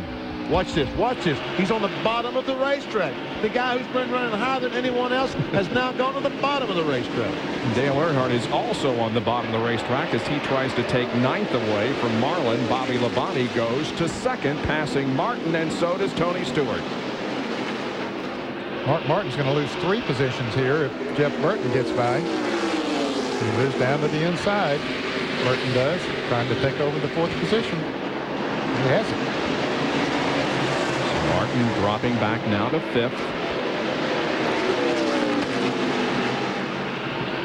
Watch Burton on the bottom of the racetrack. He is really running down there now. I'm sure they've made some adjustments on that Exide Ford to allow him to do that, but you pointed out several times in the first half of the race that he could only run on the high side, and he was struggling up there, but boy, he is hooked up now. The 32 and the 8 almost had a crash. Let's take a look at that. That's Dale Earnhardt Jr. in the 8, Jimmy Spencer, and Mike Wallace. Boom. Wow. Contact. And boy, that jams them up behind it. Could have had a big wreck right there, but cooler heads prevailed. Dale Earnhardt Jr.'s in 15th on the lead lap. His dad is 9th. And look at Jeff Burton going by Tony Stewart. That's the first time we've seen that happen tonight. Yeah, he's been passing cars, Tony Stewart has, and Bobby Labonte has caught Jeff Gordon, and he's trying to take the lead. Bobby Labonte has led 3 laps here tonight. Gordon has led 36 so far.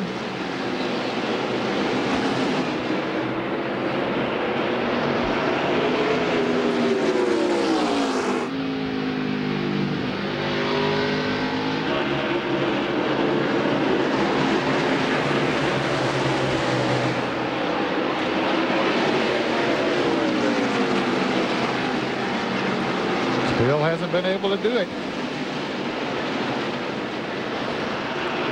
Jerry Punch has a report on Jeff Burton, who's running 3rd. I spoke with Frank Stoddard, and what he did was exactly what we heard Bobby Labonte did earlier tonight and Rusty Wallace. On that last stop, they took a rubber out of the right rear, and that tightened up Jeff enough, and now he can run the car on the bottom of the racetrack and still get enough fight to get up off the corner. That rubber has made a huge difference in the 99 car. Bill Weber? The last 2 restarts, Mark Martin has not been very good. He just told Jimmy Fennig on the radio about 3 laps ago, this car is just way too tight. Have to see if it loosens up as they go along, but Mark's given up several good positions here early after the green. He is behind these 2 battling up front, back in 5th position. The battle is continuing between Bobby Labonte and Jeff Gordon and the 104,000 people who are in the stands in the suites here tonight have not sat down since the restart as they watch this side-by-side competition. Very impressive that these two guys, and we see Jeff Gordon square down in front of Bobby Labonte. Very impressive. These guys had running side by side was able to just keep up with Jeremy Mayfield. Yes, they were still turning good lap speeds, and you see Tony Stewart has gotten back around the 99 car of Jeff Burton and caught up to Gordon and Labonte. So a good 4-car battle up front here. Well, here's Labonte once again looking to the inside in turn 4, trying to grab the lead away from Gordon. Boy, did he drive that thing. Bobby Labonte drove her deep down into turn 3 and it stuck with him. He was hoping that Jeremy Mayfield would move up in front of Jeff Gordon, just like he is right there, which would allow him to take the lead. You mean like that? Like that. That's what I'm talking about. Now look at Stewart. He may have the same idea since Gordon can't get away from Jeremy Mayfield. And indeed, Tony Stewart goes to second. So Jeff Gordon all of a sudden falls back to third as he gets caught behind Jeremy Mayfield. Bobby Labonte now has the lead of the NASCAR Select Batteries 400. 239 laps in the books. Back after these messages, Labonte leads Stewart, Gordon, and Burton. Back at Richmond International Raceway under caution. Triple split pits. Gordon has already made his pit stop. Bobby Labonte leaving, and now Tony Stewart nearly clips his teammate Bobby Labonte as they exit pit road under caution. There are the time, 16.8 seconds for Labonte. Let's check in with Bill Weber. 4 tires and fuel for Jeff Gordon. No adjustments, although they are very disappointed with the performance of Jeremy Mayfield on the track. To Ray. Bobby Hamilton came in the Kodak car, and they put 4 tires on it, went down 2 pounds on the right rear. Bobby Hamilton says the car running very well. This has been probably their best car in the stable. They finished 4th here in the spring, which is their best run of the year. It was in the same car, and last fall the same team finished 6th here at Richmond in the same car. So Bobby Hamilton loves this race car. Why are we under caution, you ask? Well, it's our 5th of the evening, and it involved an incident between the 32 and the 01. There is the 01 of Hornaday sideways. And the car, Hornaday just nails the gas, goes up, does not hit the, well, no, he did not hit the wall, and there we see Mike Wallace go by along with Brett Bodine. And Dale Earnhardt Jr. is having a long stop, Ray. What's going on? Well, Bob, that's actually their second stop. The first time they came in, they had trouble. They only were able to put right side tires on, so they came back for lefts this time, but it's the brakes that are going away on the 8, and that's what's giving Dale Earnhardt fits. He drops back to 20th, the last car on. Half a lap run under green as Tony Stewart has dropped back to 5th position. He's getting killed on pit stops. Jeff Gordon the leader, Mark Martin second, then Bobby Labonte, Jeff Burton, and Stewart. And Steve Park has moved to 6th. Rusty Wallace is 7th, and Dale Jarrett, Dale Earnhardt, and Sterling Marlin. You wonder, Steve Park, he either had a great pit stop. He did have a great pit stop. Whether he took on all 4 tires, don't know about that. Bill, did he? He took 2 right side tires during that pit stop, so they needed the track position, been running well. 2 right side tires for Park. They have got the good track position. Battle for the lead. Mark Martin on the inside of Jeff Gordon. Mark has not led yet tonight. 4 drivers have led. Stewart, Gordon, Bobby Labonte, and Mike Skinner. Stewart the most, 189 laps.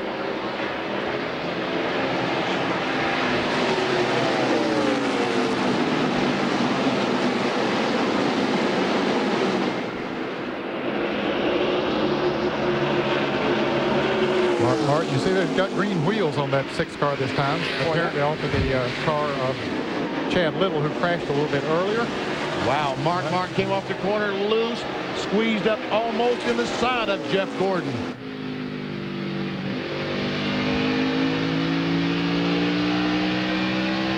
Ray, those green wheels, what are they, from Chad Little's car?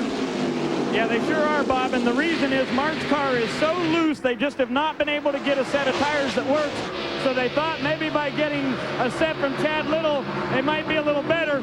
There's also a set of these green wheels sitting in Bobby Hamilton's pit right now. So you might see some of Chad's tires on the 4 car next time they come into pit. The reason is these guys all started out with 8 sets of tires tonight. They've already pitted 5 times and put stickers on, so they want to get as many tires in the pit as they can. We still got a long way to go. And all of a sudden, Mark is not battling for the lead anymore. In fact, he's back to 6th position. He just backed off and let these guys go. And Jarrett up high. I think Dale Earnhardt might have gotten in the back of him. I don't know if we have a replay of that, but we'll see. They had Earnhardt had bumped him once or twice before. And Bobby Labonte going for the lead. Once again, down on the inside, trying to. Nope, can't do it. And you obviously see Tony Stewart back there trying to take over that 3rd spot. From Jeff Burton. Well, and Jarrett sure did lose a lot of track position. He's back to 14th. This battle for 2nd continues between Bobby Labonte and Tony Stewart.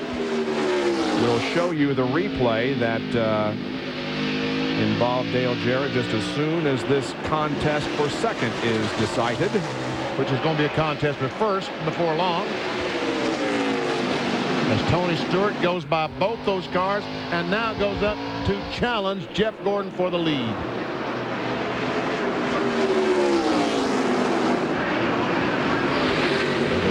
Another incredible run for the Rushville Rocket, as they used to call him when he was running in the United States Auto Club Open Wheel Division and the Pep Boys Indy Racing League. Tony Stewart and a couple of Hoosiers are battling up front, BP. Oh, that makes you proud, doesn't it? Love to see that. You're proud.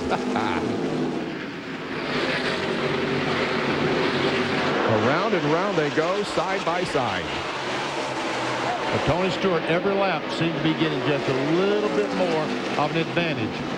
Now it's clear. Now he's not. I think they made a little contact right there. Yeah. Gordon backed off. Stewart has the lead. And Jeff Byrne trying to take over 3rd spot, and does, from Bobby Labonte. All right, now that things have settled down just a little bit, here's the replay. Now Dale Jarrett, first turn, and they're on the outside of Bill Elliott. See, Earnhardt just runs up there and taps him just a little bit, and almost gets him into the wall. Bill has more on the 88. Well, up until that point of the evening, it's been pretty quiet for Dale Jarrett and company, just tweaking the car on their stops. Last time before he pitted, he was tight in the center, loose on the bottom. Did not want to play with the air pressure because of the tire situation, so they made a track bar adjustment, went back out. They were running 8, and then he got hit in the back, and he fell 6 spots, and he came on the radio, and he said, "Who hit me, Bob? Who hit me?" asking his spotter. The answer, the 3 car. The 3 car. Tom Jeffries, the spotter for Dale Jarrett. There's the 31 of Mike Skinner, our pole sitter, who is in 13th position. Here once again is a battle toward the front of the field for 2nd, Burton and Gordon, as Bobby Labonte looks on. Bill Elliott has slowed. He's already a lap down, running in 24th position right now, but he's going slow down between turns 1 and 2 as Jeff Burton tries to get around Jeff Gordon. On that replay a moment ago, when Dale Jarrett and Dale Earnhardt made the contact, I saw smoke out of Bill Elliott's car when he got back on the accelerator, so he is experiencing some type of engine problem.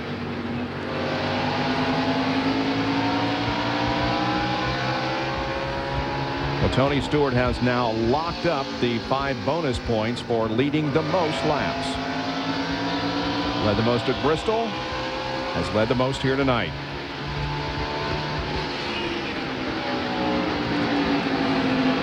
Average speed of the race, a little over 101 miles an hour. We've been slowed 5 times for a total of 37 laps for cautions. Believe it or not, these guys running side by side, that last lap ran faster than Tony Stewart did leading the race, but that time Stewart was a little faster than they were.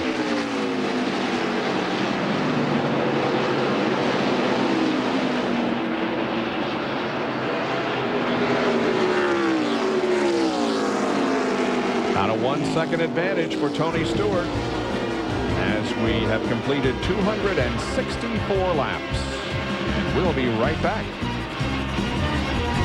Tony Stewart so far as on the racetrack. Frankie Stoddard, Joe Gibbs, and Ray Evernham can only look on and see Tony pretty much dominating things here in the first 272 laps. He's got about a 3/4 of a second lead on Jeff Gordon at the moment. Bill Weber, we've noticed that Bill Elliott has been in a couple of times recently. And now he's going behind the wall, Bob. He had a vibration. They were hoping it was just a tire. Then they want to know if it might have been the drive shaft. He believes it's in the gear. It's the problem with the pinion. So they've taken it behind the wall. They will change the rear end gear on the 94 car. Tough break for him. Was running well. Now behind the wall. Briefly on Jeff Bodine in the 6-0. They think they've got a bad valve spring. He's out there limping around, but it's lost a tremendous amount of position. Yeah, he's lost 2 laps back in 29th, Jeffrey Bodine. Here's Mike Skinner, Dale Jarrett, and John Andretti as they battle for 12th, 13th, and 14th as the pole sitter Skinner has dropped back now to 12th. Here's the Bud Race recap. Tony Stewart continuing to add to his lap lead, 207 currently. We've had 13 lead changes and 5 caution laps. Average speed almost 102 miles an hour. Here are the 5 drivers who have led at least a lap here tonight. We have a couple of drivers that are off the racetrack, and notice that Rick Mast has taken his car behind the wall. And Rick, again, we remind you, is the only driver that does not have a DNF this year. And 2 cars out of the race as a result of crashes, Chad Little and Terry Labonte.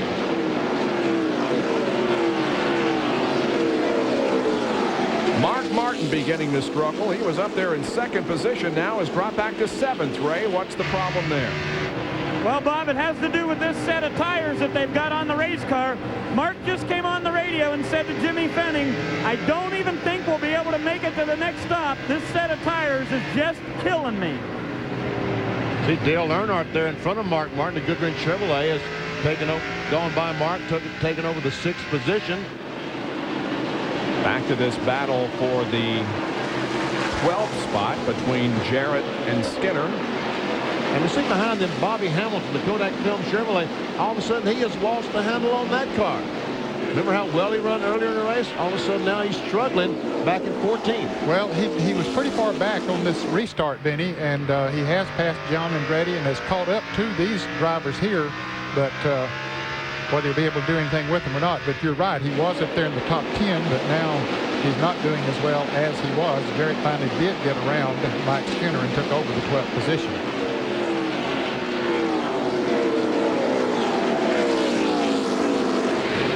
Tony Stewart begins to move through some heavy traffic. That's Wally Dallenbach in the 25 and Dick Trickle, who is relief driving for Ricky Rudd. Announcement possibly could come on Monday regarding Ricky Rudd's 2000 plans. Word is that he is going to go to the 28 RPM tonight at 7 o'clock Monday night, with John Kernan will have the full details. And well, Jeff Gordon ran in there on the 10 car and almost ran over him, then almost ran into the wall. Just had to slam on the brakes to avoid the 10 car, and you're right, it almost caught the wall.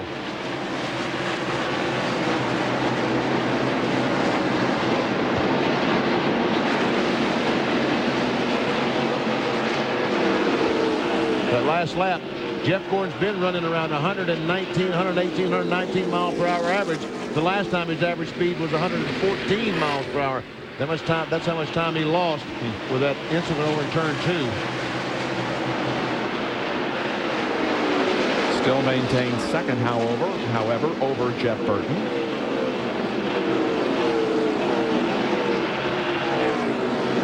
There's Jeff. He has David Green between himself and Jeff Gordon.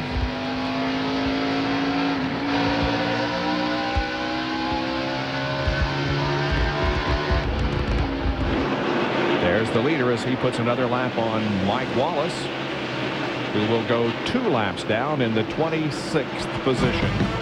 Just a little more than 100 laps to go in the Exide NASCAR Select Batteries 400 from Richmond International Raceway. T99 NASCAR Winston Cup season. Speaking of NASCAR, keep up to date with what's going on. Silly season is in its prime. There's going to be a lot of changes in the next few days. You can keep up with it on the NASCAR online site at www.nascar.com.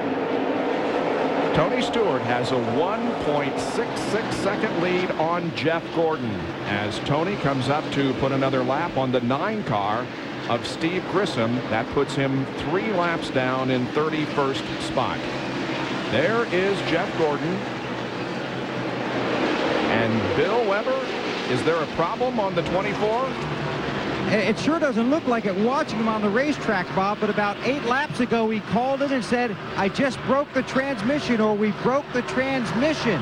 But he continued to go on the racetrack, and Ray has told him, just keep doing what you're doing. Now at the back here they have gotten out a second transmission. They've rolled out a cart that they could change gears. They're all set to make any kind of preparations. But I asked Ray Evernham, he said right now they're okay. I said, what's the story? He goes, it's a long story. And there's no time for a long story at a short track race, so we'll keep our eyes and ears open. Well, he's maintaining his advantage over third place Jeff Burton. They're separated by about 1.4 seconds, so the on-track performance of the 24 doesn't appear to be affected at the moment. The 33 car of Ken Schrader had a problem a couple of laps ago. Ken is a lap down in the 24 spot. He just pancaked the right side of that car. See the wheels, and we see some sparks coming from under the car where something's dragging the racetrack. So he's made contact with the wall. When those wheels are white instead of black, that means they have concrete and paint on them. Quite a story involving Schrader. Andy Petrie held an impromptu news conference before the start of the race and confirmed that apparently Ken Schrader will not fulfill his obligation to Petrie in the 2000 season. And Ken, this looks like headed for the 36. Of course, the 36 vacated when Ernie Irvin retired last week from NASCAR Winston Cup competition. And Jerry Nadeau, who has been driving that, is going over the 25 for the 2000 season. Wally Dallenbach is an available driver. In the 30 car, Todd Bodine in front of Kenny Schrader. Todd Bodine is 1 lap down in 23rd position as Schrader trying to get by. This is a battle for position. On board with the State Fair Corn Dogs onboard camera. 300 laps complete. Stewart's lead now 2.1 seconds. And the 55 car of Kenny Wallace will lose his first lap of the evening. Running in 19th spot. Been a good run for Kenny.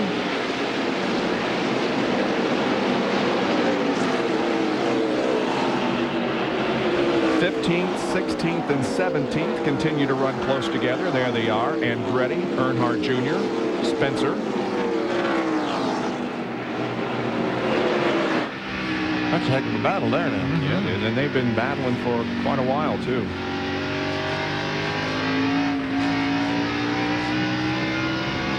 Earnhardt Jr., of course, will join the Winston Cup Series full-time in the year 2000. Oh, some contact, and around goes Spencer. In turn 4. Contact. It looked like that Dale Earnhardt Jr. moved over to let Spencer go by, and then in turn 3 they made contact. Some heavy damage to the left side of the Winston Ford Taurus. And Jimmy Spencer brings out another caution, our 6th of the evening. The window nets down. See Jimmy Spencer moving around in the Winston Ford. Well, this could be an important pit stop here. Now, if Jeff Gordon has a transmission problem, how's he going to get out of the pits? That's going to be the question mark. Down to Bill Weber. He only has fourth gear. Gordon only has fourth gear. He'll follow Tony Stewart down pit road. They were also concerned about this right front tire. In fact, they talked about pitting under green, and then they got the caution. Now Gordon is on pit road. Right side tires will go on. They tear away the plastic windshield cover. Fuel is already in. Now they'll come around to the left side. Everybody pitting under caution. 304 laps on the board. Now you can see the team loading up behind the car. They'll have to push Gordon away. Does as best as he can with only fourth gear and now creeps down pit road. He just creeps his right. Going to come out in third spot. Tony Stewart's going to have the lead, and I believe Burton will be second. Here's Jerry Punch. Tony Stewart told his crew, do not touch anything. Change the tires, fill it up with fuel, but the car is absolutely perfect. Maybe a hitch loose toward the end of the run, but otherwise, let's make no changes, guys. We should be good to go. Dale Earnhardt Sr., was in down here. His car's the same thing, Jerry. It's just a little bit loose on a long run. He says it's pretty happy, though. They went down 1 pound of air pressure on the right rear, and Earnhardt back to the track. Let's show you once again the wreck that has caused a caution. It involved Dale Earnhardt Jr., Jimmy Spencer. See Earnhardt in the 8 car down on the low side. Makes contact with the 23. Didn't take much. And around he goes into the wall hard. And from another angle, Earnhardt Jr. goes in the corner, and for some reason, I mean, it looked like maybe the car got a little bit loose, or he's trying to save the car. I mean, you look at the thing, you say he just went up and hit the 23, but I don't believe he did that. I think that something happened that caused him to go up and get in the side of the 23 car. there was an obvious bobble that sent the car up into Jimmy Spencer. We'll take another break and be back with more live coverage in just a moment. Still under caution here at Richmond International Raceway because of an accident involving Jimmy Spencer. Now, Jeff Gordon falling to third position here as a result of these pit stops. Bill, what's the situation with his transmission? Well, he only has fourth gear, Bob, as we talked about, but now he has told Ray Evernham he definitely has a clutch problem. He's going to come down pit road. They want to check it and see if they can do something to correct the clutch problem on pit road. They had talked about taking the car back to the garage. You can hear the fan reaction here at Richmond. They'll jack it up, take a look at it, and again, they'll have to push him to get him started down pit road. You have to use a jack stand when you send a man under the car on pit road by NASCAR decree. Shuts off the car. And I'm not sure what they could do to the clutch.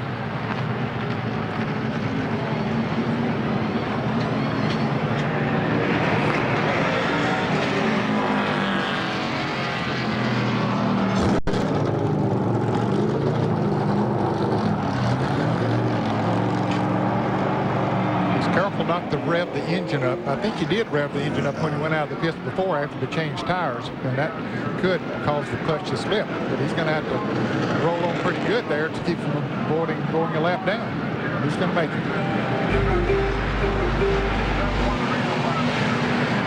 The signal is being given for 1 lap to go. They'll go green this time around, and I'm not sure that his car is going to get up to speed.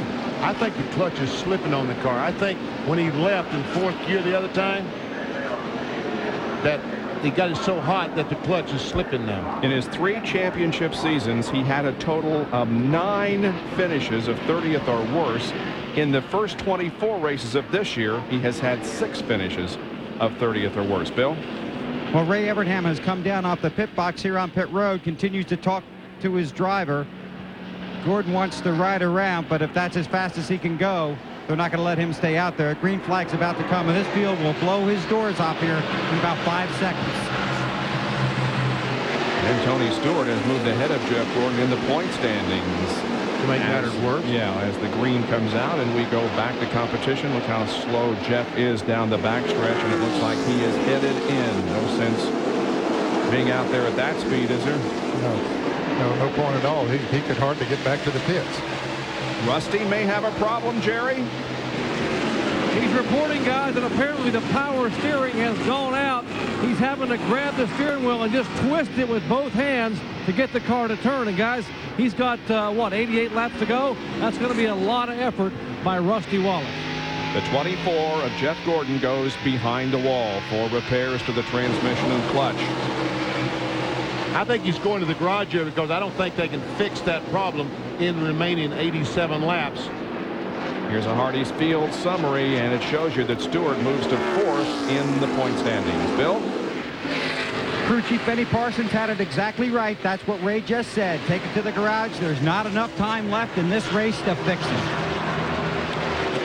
Well, that is going to drop Jeff Gordon way back into the 30s, maybe even the 40s.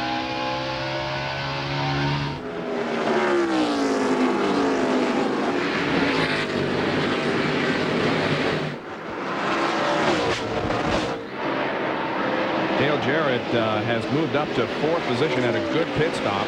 Moved from 12th to 5th and has picked up a position since then. And you'll recall the last couple of nights of racing. Well, Greg Biffle, the points leader in the NASCAR Craftsman Truck Series, won that race. Dale Earnhardt Jr., the points leader in the Busch Series, won the race last night. What do you think, Ned? Sounds good to me. Continue that trend here at the Richmond International Raceway. DJ made a 15.9-second pit stop, moved from 12th to 5th, and when Gordon went in the garage, that moved him up to 4th. Let's go to the pits now. Well, Jeff Gordon just pulled the DuPont Chevy in behind the wall, talking it over here with Ed Guzzo and some of the crew members. As he climbs out of the car, we'll get over here to him. Jeff, very, very odd to see you guys have a mechanical problem. Yeah, it's a shame. You know, we were running really strong, and we were getting better and better. And, you know, something broke in the transmission. All I had was 4th gear there, and when I went to take off out of the pits, I, had to slip the clutch and burn the clutch up in it, so I couldn't go anywhere. Oh well. Too late to fix it now, right? Yeah, we can't fix it. Okay, Jeff Gordon done for the night. And back here in the pack, here's Earnhardt and Martin as they battle for 8th, and the number 1 car of Steve Park is 7th.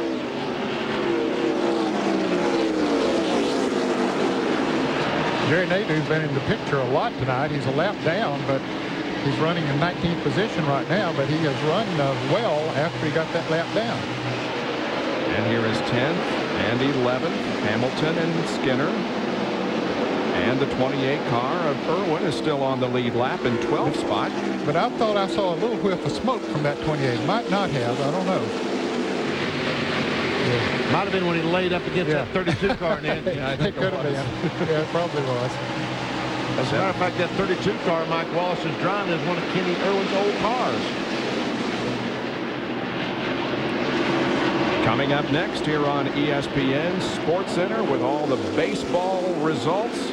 No hitter in baseball today. We have the NFL season beginning tomorrow. All kinds of things going on. And we'll be back here live with an interview of the winner of the Exide NASCAR Select Batteries 400 on SportsCenter coming up next on ESPN. Tony Stewart with about a 0.6 of a second lead now on Jeff Burton, Bobby Labonte, Dale Jarrett, and Rusty Wallace, the top 5.com. You'll see Bobby Labonte has moved by Jeff Burton and taken over that 2nd spot. So right now, Joe Gibbs must be feeling real good. Running 1-2 in the NASCAR Exide 400. Well, that pair of Pontiacs are really taking off. And right here, some cars doing some great racing. Ted Musgrave having one of the best runs of the year in the 75 car. Kenny Irwin in the 28. And the 75 car got one of those Robert Yates engines in it. They raced side by side there, and Steve Park looking on. Musgrave's best finish of 1999 was here in the spring in May, as a matter of fact. He finished in 11th position after charting 41st. Well, he was running 11th just now and took over 10th. Yep. Ted won his first pole position of his Winston Cup career in March of 1994 here at this facility.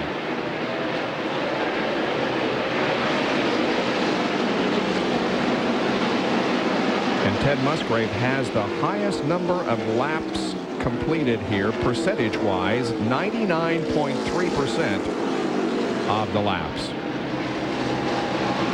We got Pontiac running first and second, and the last time that was done was in April of 1993. Rusty Wallace finished first, and Kyle Petty was second at North Wilkesboro.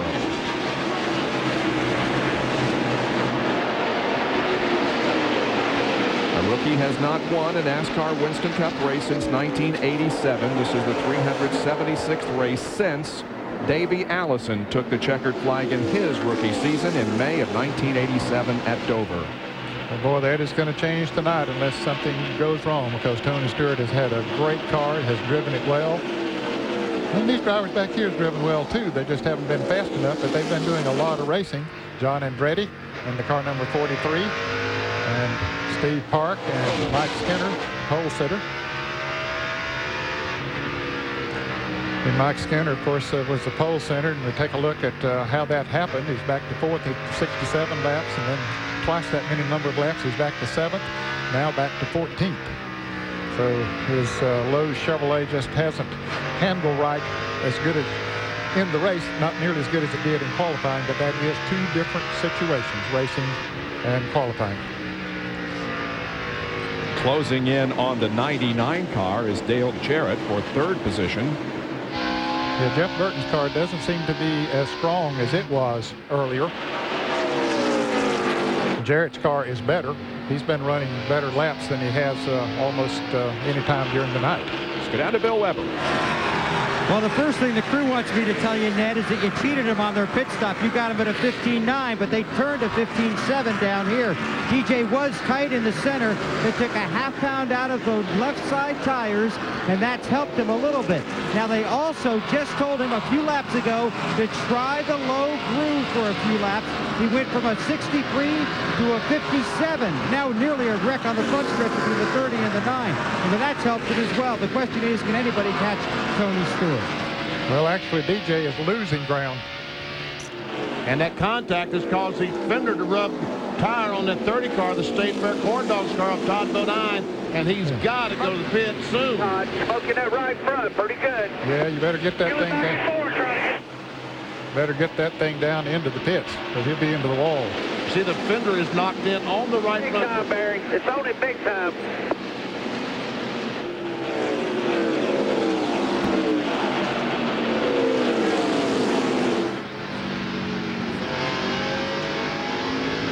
This is the back of it, but the right front. Looks good right down to me.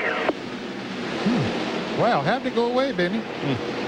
Yes, I think you slowed down. Showing smoke in the corner. I think he slowed down just a little bit, and I think he wore away most of the rubber that was rubbing the fender.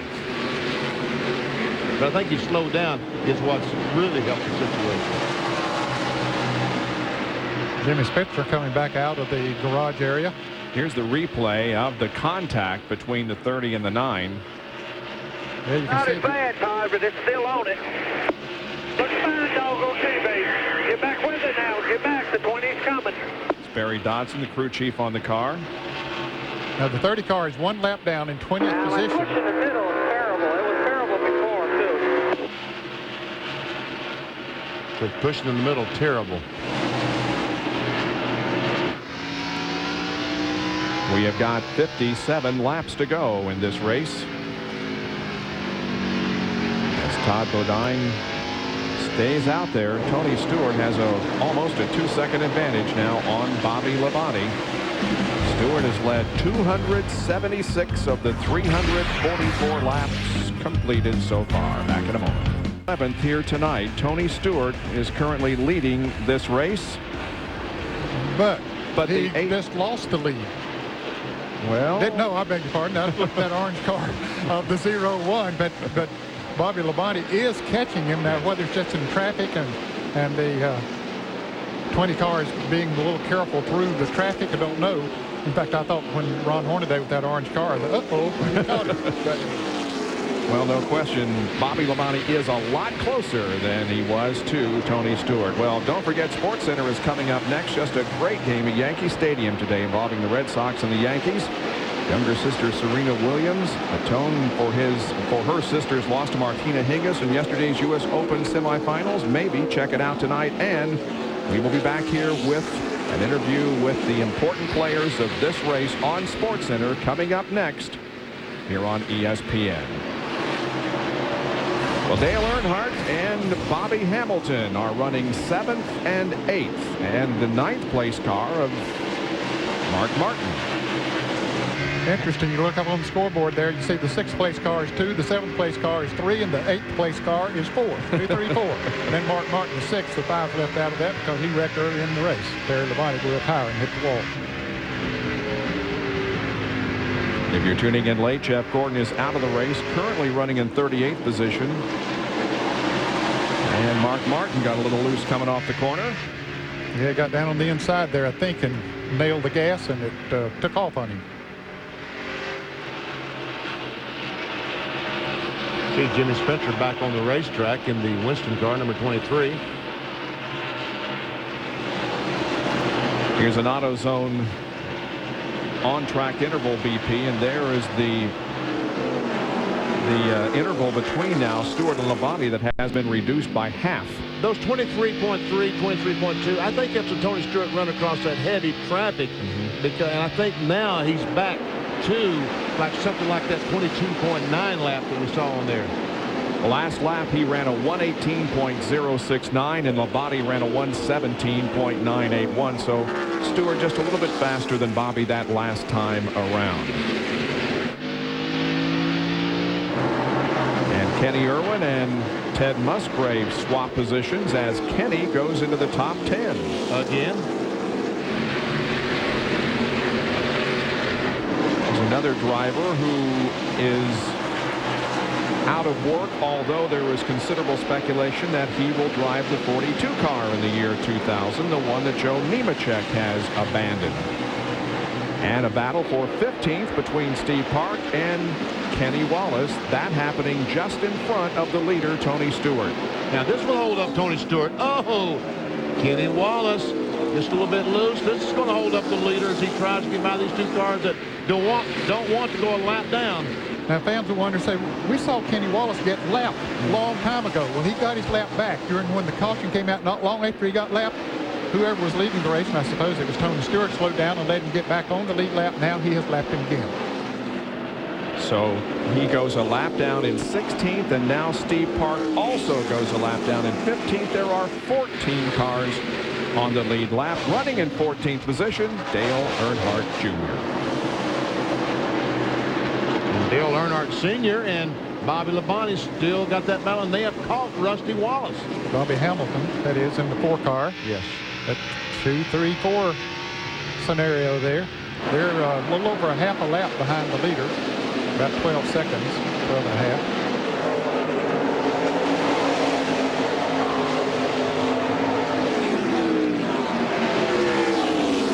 Earnhardt looks inside of Rusty in turn 4.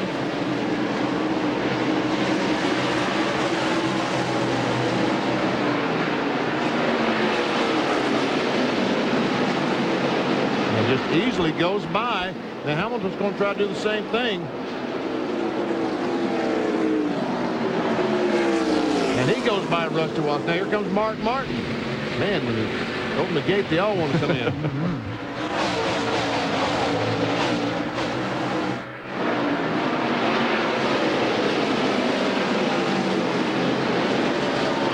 There is Stewart, and you saw just ahead of him the 8 car of Dale Earnhardt Jr., the last car on the lead lap.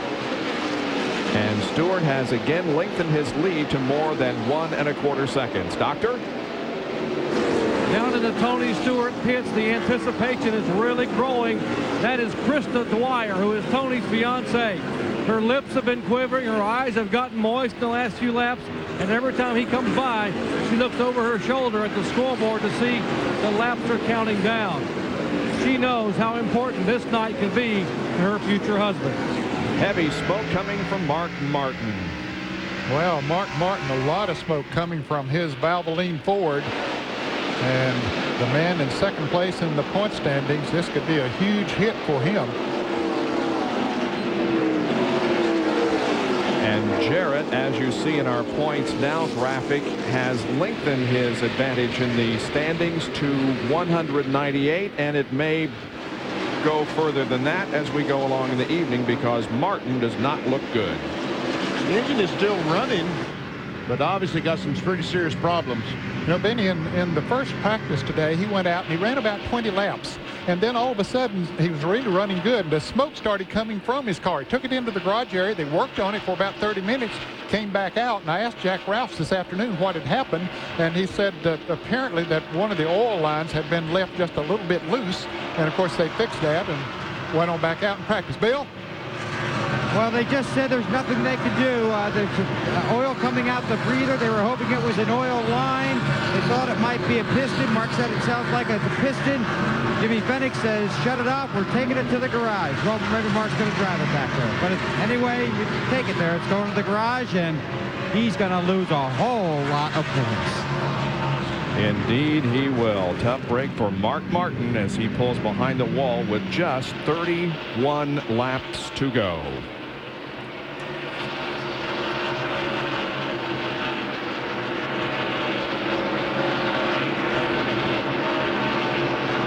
The NASCAR's official said, you're not going back on the racetrack. And the guy says, get out of the way. We're going around the behind the wall. And the NASCAR guy says, okay. See, the NASCAR officials they don't monitor the radio, so they had no idea that Mark was going behind the wall. They thought he was trying to go back on the racetrack. Well, Sports Center is coming up next. A no-hitter in baseball today. Did Sammy get another home run? And how about an investigation of the San Francisco 49ers salary cap on the eve of the NFL season?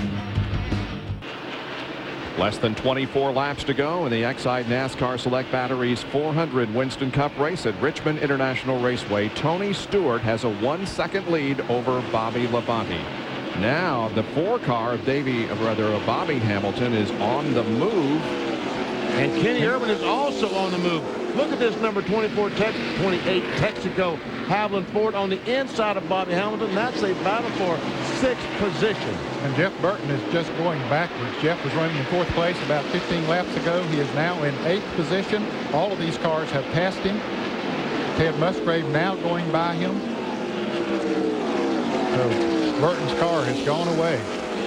Well, Kenny Irwin has 3 top 10 finishes in 4 races here, and he's got another one going here tonight as he battles Hamilton for 6th. You know, we haven't talked much about Sterling Marlin tonight. The guy has moved up into 4th place.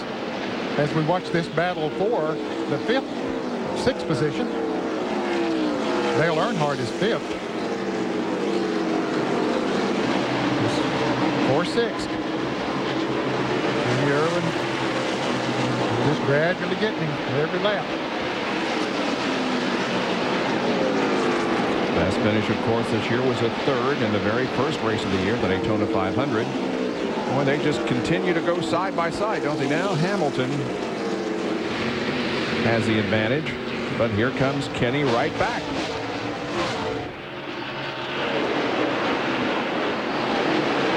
Kenny Irwin, Doug Richard, that entire crew has got themselves a very good race car tonight. Now he takes the spot away from Bobby Hamilton. Now we go on board with Sterling Marlin. He is running 4th. He's not in contention for 3rd at the moment. He's about 10 seconds behind Dale Jarrett, but he has moved right on up through there. DJ's about 4.8 seconds behind the leader, Tony Stewart.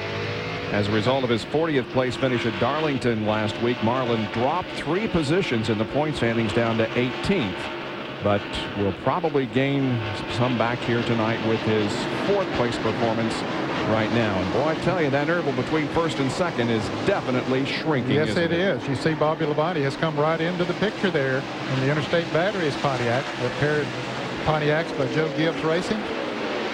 Duking it out here tonight. Some Tony Stewart fans are hoping that Tony can drive to his first Winston Cup victory here tonight. There are less than 17 laps to go.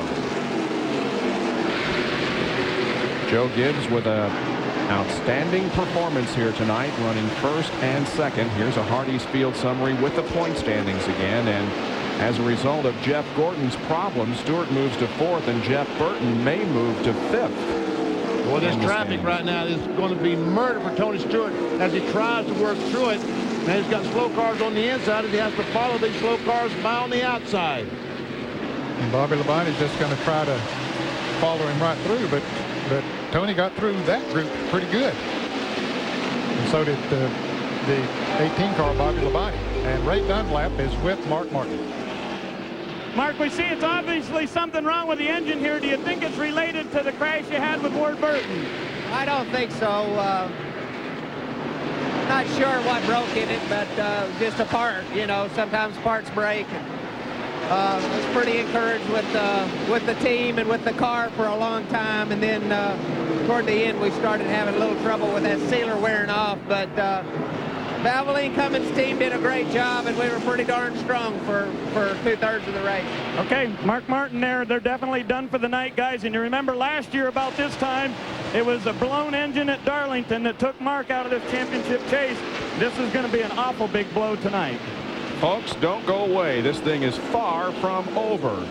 Bobby Labonte is right there behind Tony Stewart, and Jeff Burton is going a lap down in 10th spot. Boy, his car has really gone away on him. He just, from the drop of the green flag on this last run here, he has just not been as good as he had been earlier tonight. I'm talking about Jeff Burton, who won this race a year ago, now a lap down. Bobby Labonte has won 4 times in 1999. He won at Dover, he won the second race at Michigan, and he swept Pocono.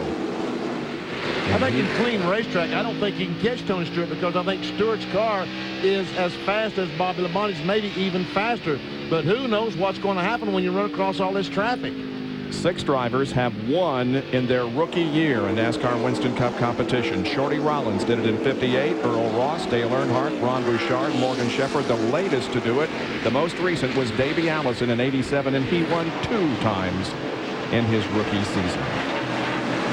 Well, there are 10 laps to go at Richmond International Raceway. Can Tony Stewart hang on and record his first victory? The 9th place car, John Andretti, just went a lap down. So Tony Stewart's setting a very fast pace here tonight.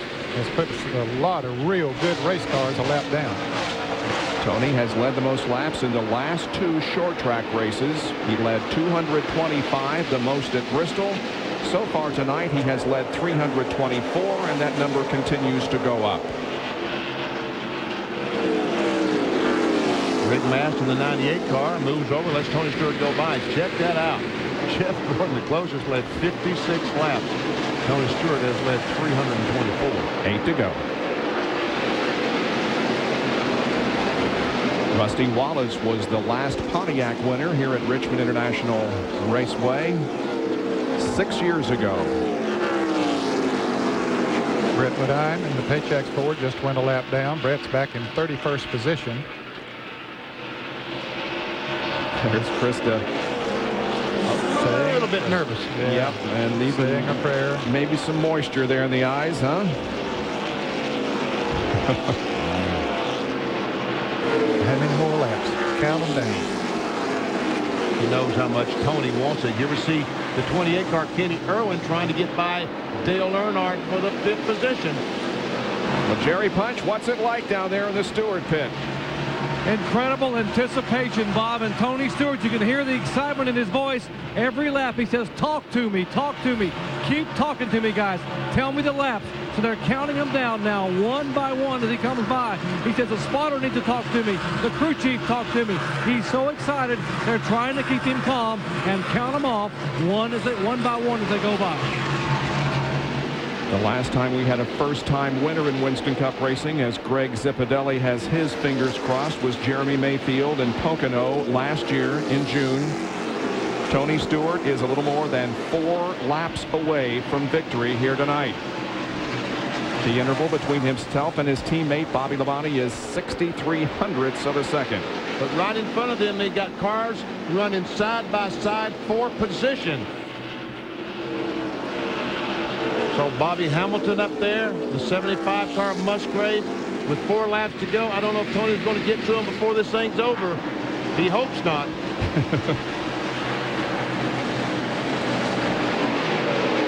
397 complete for Tony Stewart.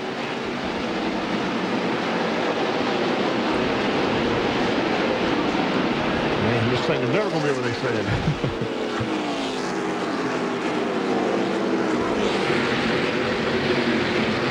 Steve Grissom, the 9 car. Tony Stewart won the USAC Midget Championship in 1994. In 1995, he won the Sprint, Midget, and Silver Crown Championships in the same year in the United States Auto Club. He won the Pep Boys Indy Racing League title in 1997. Here is a battle between Earnhardt and Irwin for the 5th position.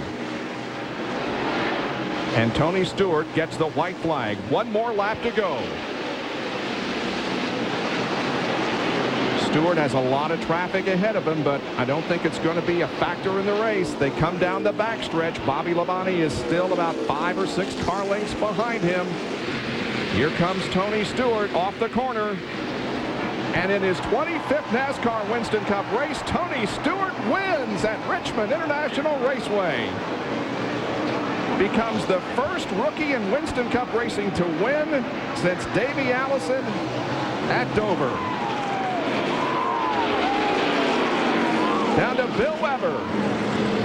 Greg Zipadelli, congratulations. You and Tony Stewart just got your first Winston Cup victory. I just want to say thanks to everybody at Joe Gibbs Racing, Motor Department, Fab Shop, Prep Shop. Everybody done a great job. Everybody here, I'd like to say thanks to Bobby, Jimmy Maycar. You know, they've all made this possible. It's just an awesome day. Tony did a great job. You have run so well at so many tracks. You started up front here. Did you think this could be your night? Yeah, well, you know, you have to have the track position, good pit stops, and an awesome, we just had an awesome day. I don't even know what to say. I can't believe it. This is a dream come true. Congratulations. Thanks. Well, Jimmy Maycar is here, and several other crew members have come down here to congratulate them. Tony Stewart started second. Tonight he's first for the first time in his NASCAR Winston Cup career. And it looks like he's going to take an entire lap around the racetrack in celebration. Don't forget, SportsCenter is coming up next with all the major news stories from the day, including baseball, tennis. Back at Richmond International Raceway, the champion emerges.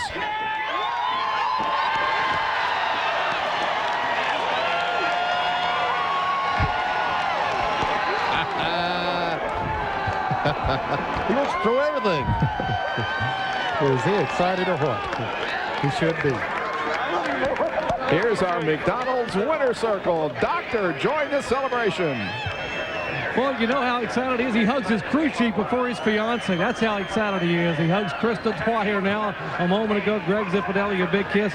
Hey, Tony, congratulations. #1, your first victory in NASCAR Winston Cup. What a night. Oh, man.